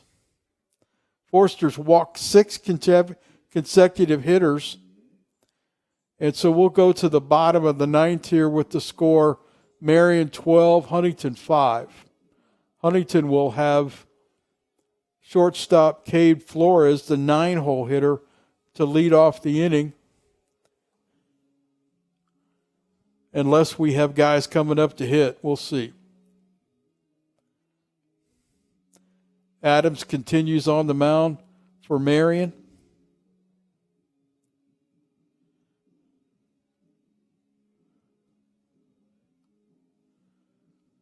So the Foresters are going to need to regroup a little bit here between games. And they've got arguably who their best pitcher is in Graham Collin throwing the second game today to try to sneak out a win here in this doubleheader. It's a beautiful day here at Forest Glen Park. Kind of windy. We understand there's bad weather on the way, and tomorrow's game has been moved to Monday because of rain overnight and mainly because of the wind that's forecasted tomorrow in the neighborhood of 50 to 60 mile an hour. So tomorrow's game has been moved to Monday. First pitch, first game is at 3 o'clock. This will be Ryan Wheeler to hit for Cade Flores to lead off the bottom of the 9th for Huntington.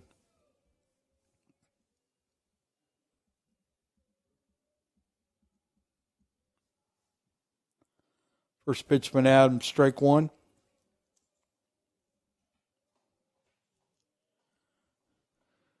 It'll be Wheeler and then the top of the order for HU.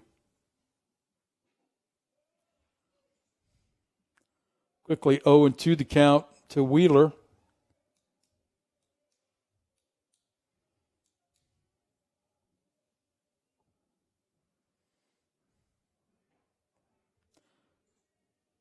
Fastball outside. Good pitch, trying to see if Wheeler will chase with 2 strikes. He didn't. It's like a changeup or a slider in the dirt. Wheeler strikes out for the first out of the inning.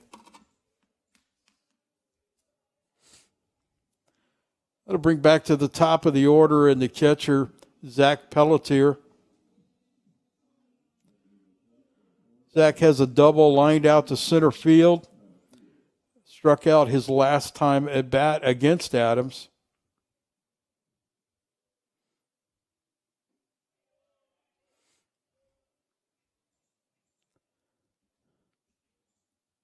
Pelletier takes strike 1.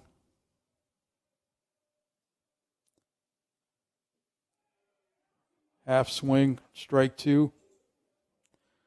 Whatever Adams is throwing, if that's a slider or a split finger, the Foresters are completely fooled by it. Can't really pick it up, can't really put a swing on it. Called strike 3.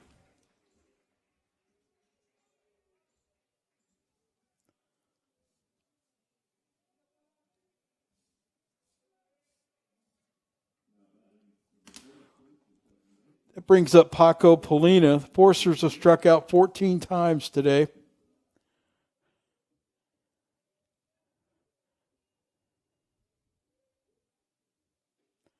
And may have that amount of walks on the other side. So not been a solid effort from Huntington today.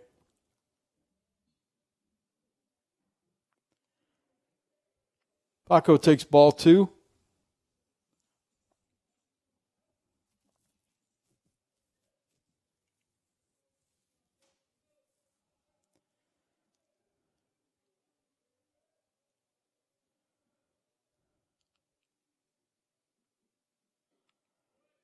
Two-0 pitch high, runs the ball to 3 balls, no strikes.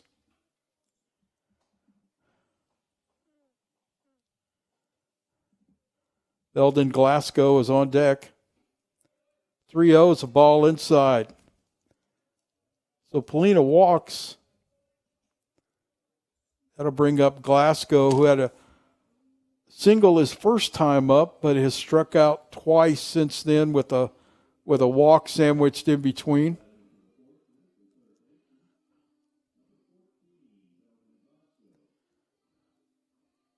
So at this point, you just want to keep the train going in terms of base runners. Leave it to the next guy. It's a ball low and outside.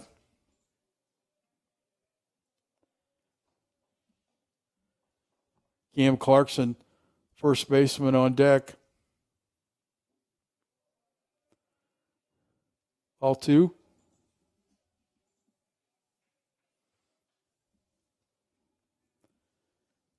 Time is called. The Marian pitching coach comes to the mound.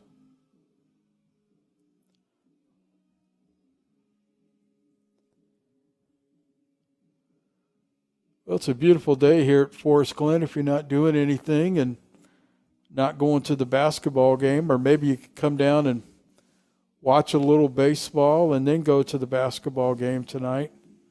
Foresters play at 6 o'clock tonight. That game will also be live streamed. Preston will be doing that game. He has left to get ready for that game, so you're stuck with me here for a while. Former HU alum, not former, Dave Neuenswander is coming in to help me go through game 2 today. It's a 7-inning game.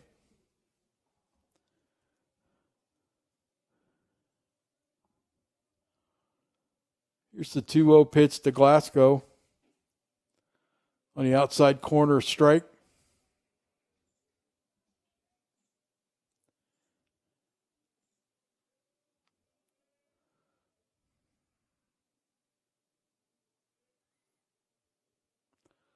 Ball in the dirt. 3-1 to count on Glasgow.